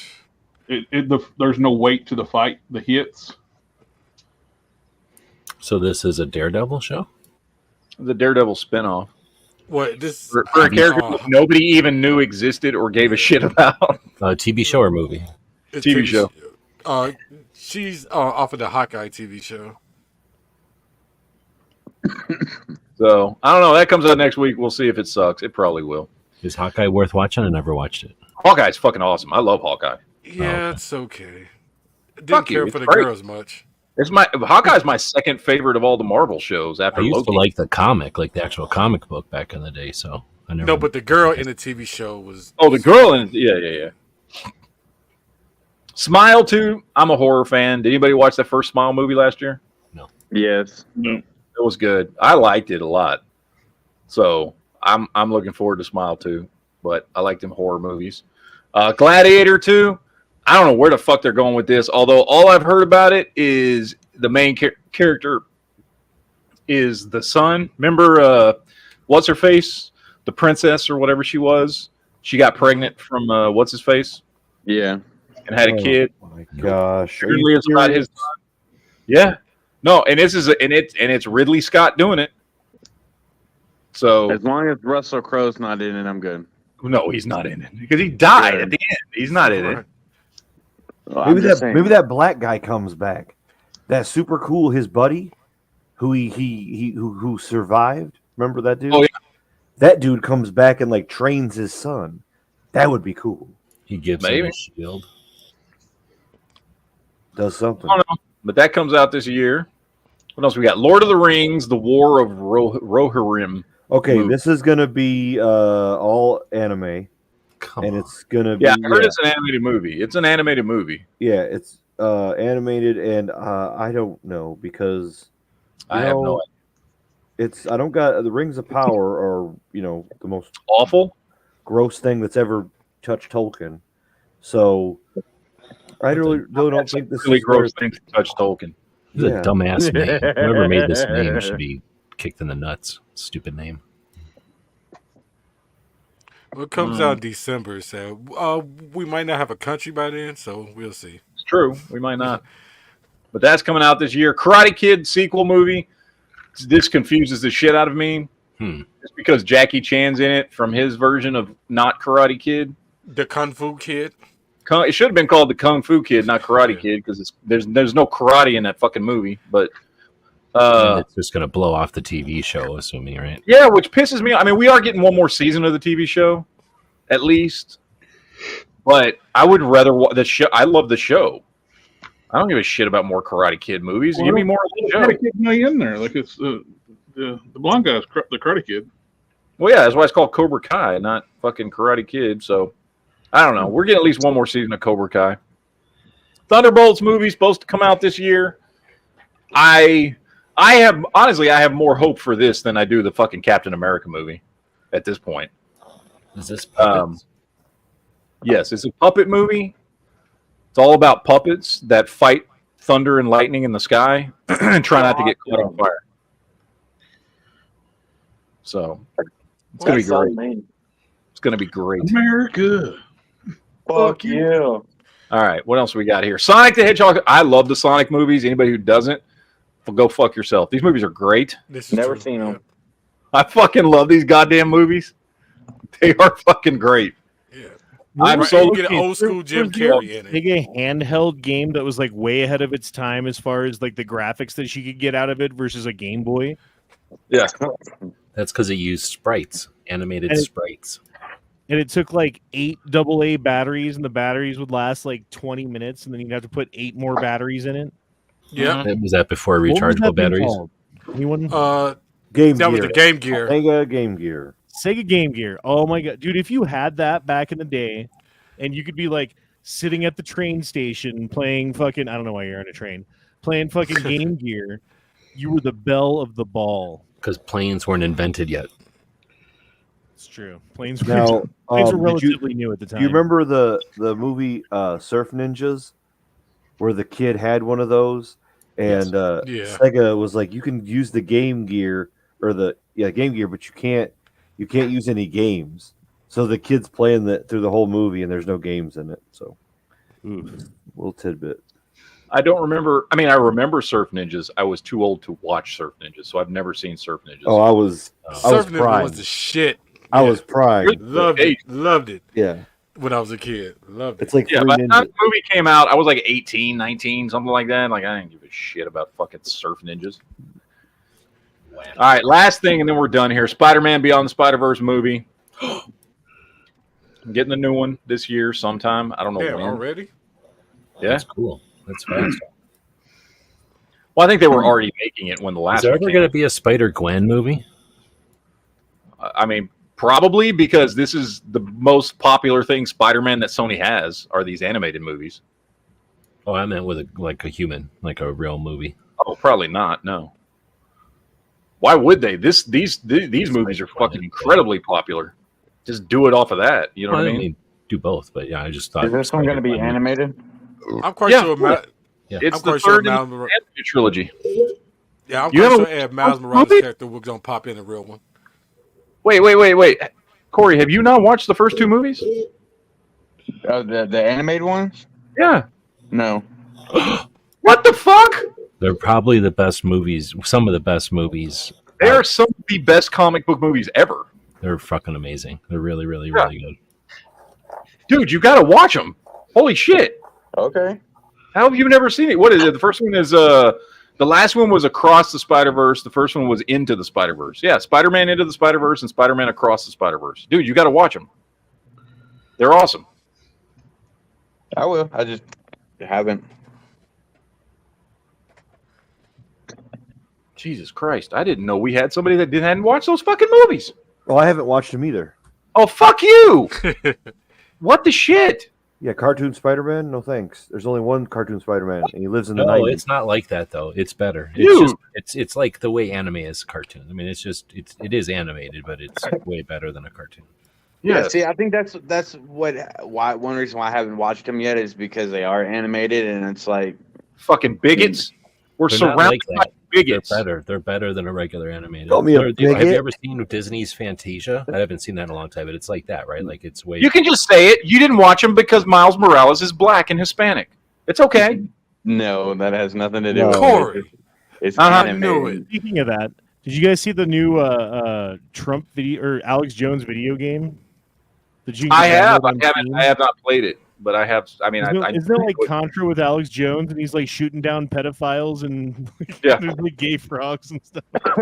Although I've heard that game is so short. Like you can play through it in like 30 minutes, and it costs like $20. Oh no. That's the only thing about it. So I heard it was on Steam. I'm looking right now. Hold I on. think it's like It is 12 on or 15 Steam. bucks. I think it's on Steam. No, wait, no. You got to go to the website. I don't think it is on No, Steam. like, No, as they of, do like, sell. No, it's on yesterday Steam. It's or on Steam because something. people. Oh, are it just got dropped on Steam. Maybe it did. Yeah. Maybe it did. I I don't know. know it's not coming out because it's already in the theaters right now. But have you seen that movie Mayhem yet? I don't even know what that is. It looks pretty good. I'm loving this Mech Warrior 5. All right, we're gonna end this chat off with some toy geek bullshit. So you can go fuck yourself. I picked up some shit today. I went to Quinn's today, Jared. Oh, yeah. Jared's still here. Jared's still here. Okay, it's hard to tell. Everybody looks like fucking Keiko, except for G, who looks like some other Asian chick. Well, she's the best Star Trek character ever. Greatest Yes. Star Trek forever. I picked up. Where did I get? Here he is. So first of all, I finally got a hold of. Let me blow this up. Finally got a hold of 80th anniversary Iron Man Nice. Nice. with the proper gold. He had that for me. Let me see. Can I see the arms? Yep, you're going to have to flip them. If you notice, of the 80th anniversary, the biceps are on the wrong side. They tooled them backwards. The left is on the right, and the right goes on the I left. was going to say something, but I figured Matt had it correctly. But that's what I I thought do it too. with mine. No, Everybody- they're not. Yeah, the I mean, Now you're gonna have to sell them. they look He's fine to me. defective. the Don't every even sell mold it, just throw it in the afterwards, garbage. they corrected it, but with that one, I mean, unless okay, so as somebody who understands how musculature works, that is the inside of a bicep with that extra ridge line under the bicep, and that is the outside. nope, it's the other way. Okay, then somebody's retarded because that looks right. So if somebody thinks that's backwards, then if you think that's backwards, then If it's they've not right. actually fixed that in the molds on everyone going forward. Why would they? Because it's right like this. You've got the larger portion of your tricep right there, like it should be. And on the inside of your arm, underneath your bicep, you have that ridge line for that secondary, that interior tricep muscle. That's Okay. right. That's anatomically correct the way it is right now. It's Yeah. uncanny how much You that looks have- like my arm. Here, I'll show On you. a real arm. A real So- arm, you just do a single curve. You have the two muscle, the separation on the outside. Yeah, you have the one separation on the outside, and on the inside you have two separations. I have two. Then you got fucked up arms, dude. I'm not changing this shit out. It would look fucking weird the other way. Here, I'll show you. He'd have like on the outside of his arm, he'd have a bicep and then another one. Yep. Whereas Here, I on can the show you outside on of his arm, on the outside of your arm, your tricep bumps up against your bicep, so you should only have one cut in your fucking arm. I'm going to show you on every Marvel Legends figure, and show me. Put it on camera here. I got Blade right here. Blade's got sleeves. Not this Blade. Okay, look at his arms. He's got that separation in between on the outside.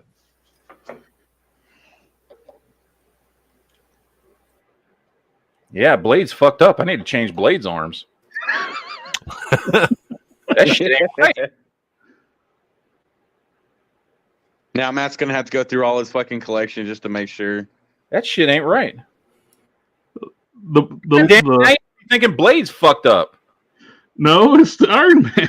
They've actually retooled those arms on the Iron Man's going forward after that one. I'm not fixing shit, man. That looks right to me.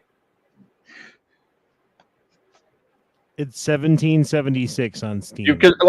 So you look on this one, he's got the longer exterior tricep on the outside where it should be, and the shorter, tighter, bulkier tricep on the inside where it should be. Why would I change that? Now show us yours. My outer triceps are blasted, so I don't know what you're talking about. Anyway. It is backwards, Matt. Anyway, I got that one. I also picked up Blade. I already took his jacket off. Which, by the way, you may have known this already, Jared. Did you know this Blade and this Blade had the exact same torso? Yes. Yeah, except it's better on the older one. Here's the thing about it. The arms are better on this one. The head is better on this one. The torso is better on this one. The only thing that's better on the new one is the legs. Yes. That's it. That old one is using the electro leg. He's got better accessories. He's got the only better thing about this. The only better thing on this one is the legs. That's it. Yeah. Everything else is better on the old one. I like how this one. They're using the movie electro legs on the old one. Yeah. And I finally he had Cara Dune. Oh, nice. Yes. How much you get that one for? That's from Star Wars. It was free. Dude, she's even better because Quinn loves me. Aww. Do you have the blue stealth Iron Man? Oh, I thought you went to one of those Walmart 100% off sales that they occasionally have in the hood. He knocked like 4 of the figures down over the counter and then swiped that one when he was picking them up. Why does Matt look like Professor X right now? Like 4 times. Oh, he should get a wheelchair-looking thing to scoot around in, huh? I mean, look at him. Somebody He looks that, like Professor X. raises him up and lowers him down so he can access every level that would of be his awesome. toy chest. He doesn't have to ever get out of his chair, and he can just get hoisted. Actually, we'll just have a robot that does I have more this and brings Iron him Man. shit. I've got this Iron Man like 5 times in 5 different figures. I just don't. That one's the only one that's got the arms that way. When are you gonna open up a toy store? Why would I? I'm not selling this shit. So we've decided you need to get a Professor have a toy X. store opened up. Come on in, guys, check it out. No, you need a Professor X chair so that it looks like you're sitting. I do. That would be awesome if I had a, and I just float around the room. Yeah. Yeah. Because when you were looking at the shelves, you look like Professor X. Yeah, that would be great. I would love to do that. I don't know. Super chat from Ghost Shadow says Matt should now have new Megatron on his shelf. I only have one Megatron. I got the old Beast Wars Megatron. That's the only Megatron. I don't really collect Transformers, so I only have a couple. I have 5 Transformers out of all this shit. It's not something I collect. They are more than meets the eye, I've heard. They are more than meets the eye. All right, ladies and gentlemen, that's it for today. We're done. We already went 2 hours and 40 minutes, which I did not intend to go this long, but that's what she said. It happens sometimes, ladies and gentlemen. So that is pretty much it. We will be back for more Geek Chat next week. Obviously on the NEA channel. I'll be back on Monday. We'll do that whole thing. And then, of course, everybody's got chats all fucking weekend. Wait, Calhoun says you missed a super chat, ho. What? Did you hear that Wayne Super chat LaPierre did I from miss? the NRA? Hold on. Which super chat did I miss? Oh, Oh shit, I did. Timeline doesn't work for the last Max movie. For Fury Road? How doesn't the timeline work? I don't know. Doesn't it? Is there any characters that are not the helicopter guy? Is he in the new one? The helicopters are. I don't think he is. I think that actor's dead. Gyrocopter or whatever. But yeah. But I guess I just assumed it was way after Thunderdome. I just did too. I don't know. I didn't really think about it because what's his face is older than Mel Gibson was when he made that movie. So I assumed that they were just doing it, in order. But I don't know. I'm sorry. I don't know what you mean. Bones Malone says name of bottom left. Bottom left what? Boobs. The panel, maybe. Oh, that's Shot Red. You talking about this? That's Shot Red. Maybe the character. Oh, the character? Oh, the character? I don't know who that is. The character is named Tits McGee? Arch's Knee from Bastard. Which there's a show on that character on Netflix, but she don't look as darker. Like they kind of light her up a little bit. Those races. Her name she's supposed to be a half dark elf. Tits McGee. Tits McGee, man. Come on, that's Tits McGee. Those are huge tits, dude. Bones Malone goes nice. Like I said, you can see that even goes with Bones Malone and Tits McGee. Sounds like a show. I don't know. Like Starsky and Hutch. Every show needs a tasteful amount of titties in it. Every show. I'm watching. I'm rewatching right now Black Sails because I haven't watched that in a while. It's a fucking great show, dude. There's like if there are not tits on screen about every 5 minutes, then something's wrong because that show has tits all the time. That show is nothing but fucking tits. Why is that a bad thing? We should make that. I didn't say it was a bad thing. We should watch shows like we should encourage that by watching shows and paying full price. Yeah. No. Raven says, "Do you have any Mad Max figures?" I don't know that anybody's ever made Mad Max figures, so I'm not aware of any Mad. Jared, do you know if anybody's ever made Mad Max? There's a third-party one coming out that's supposed to be Mad Max, but it looks nothing like Mel Gibson. But it's got that's 1/12 scale of soft goods. It's an import figure. It's I guess like a V Toys or something like that. Yeah, but yeah, they made to this point, I'm not aware of any Mad Max figures. So they made Mad Max Funko Pops. No, that's true. They need to make Mad Max cars What like Funko Matchbox Pops or something. Well,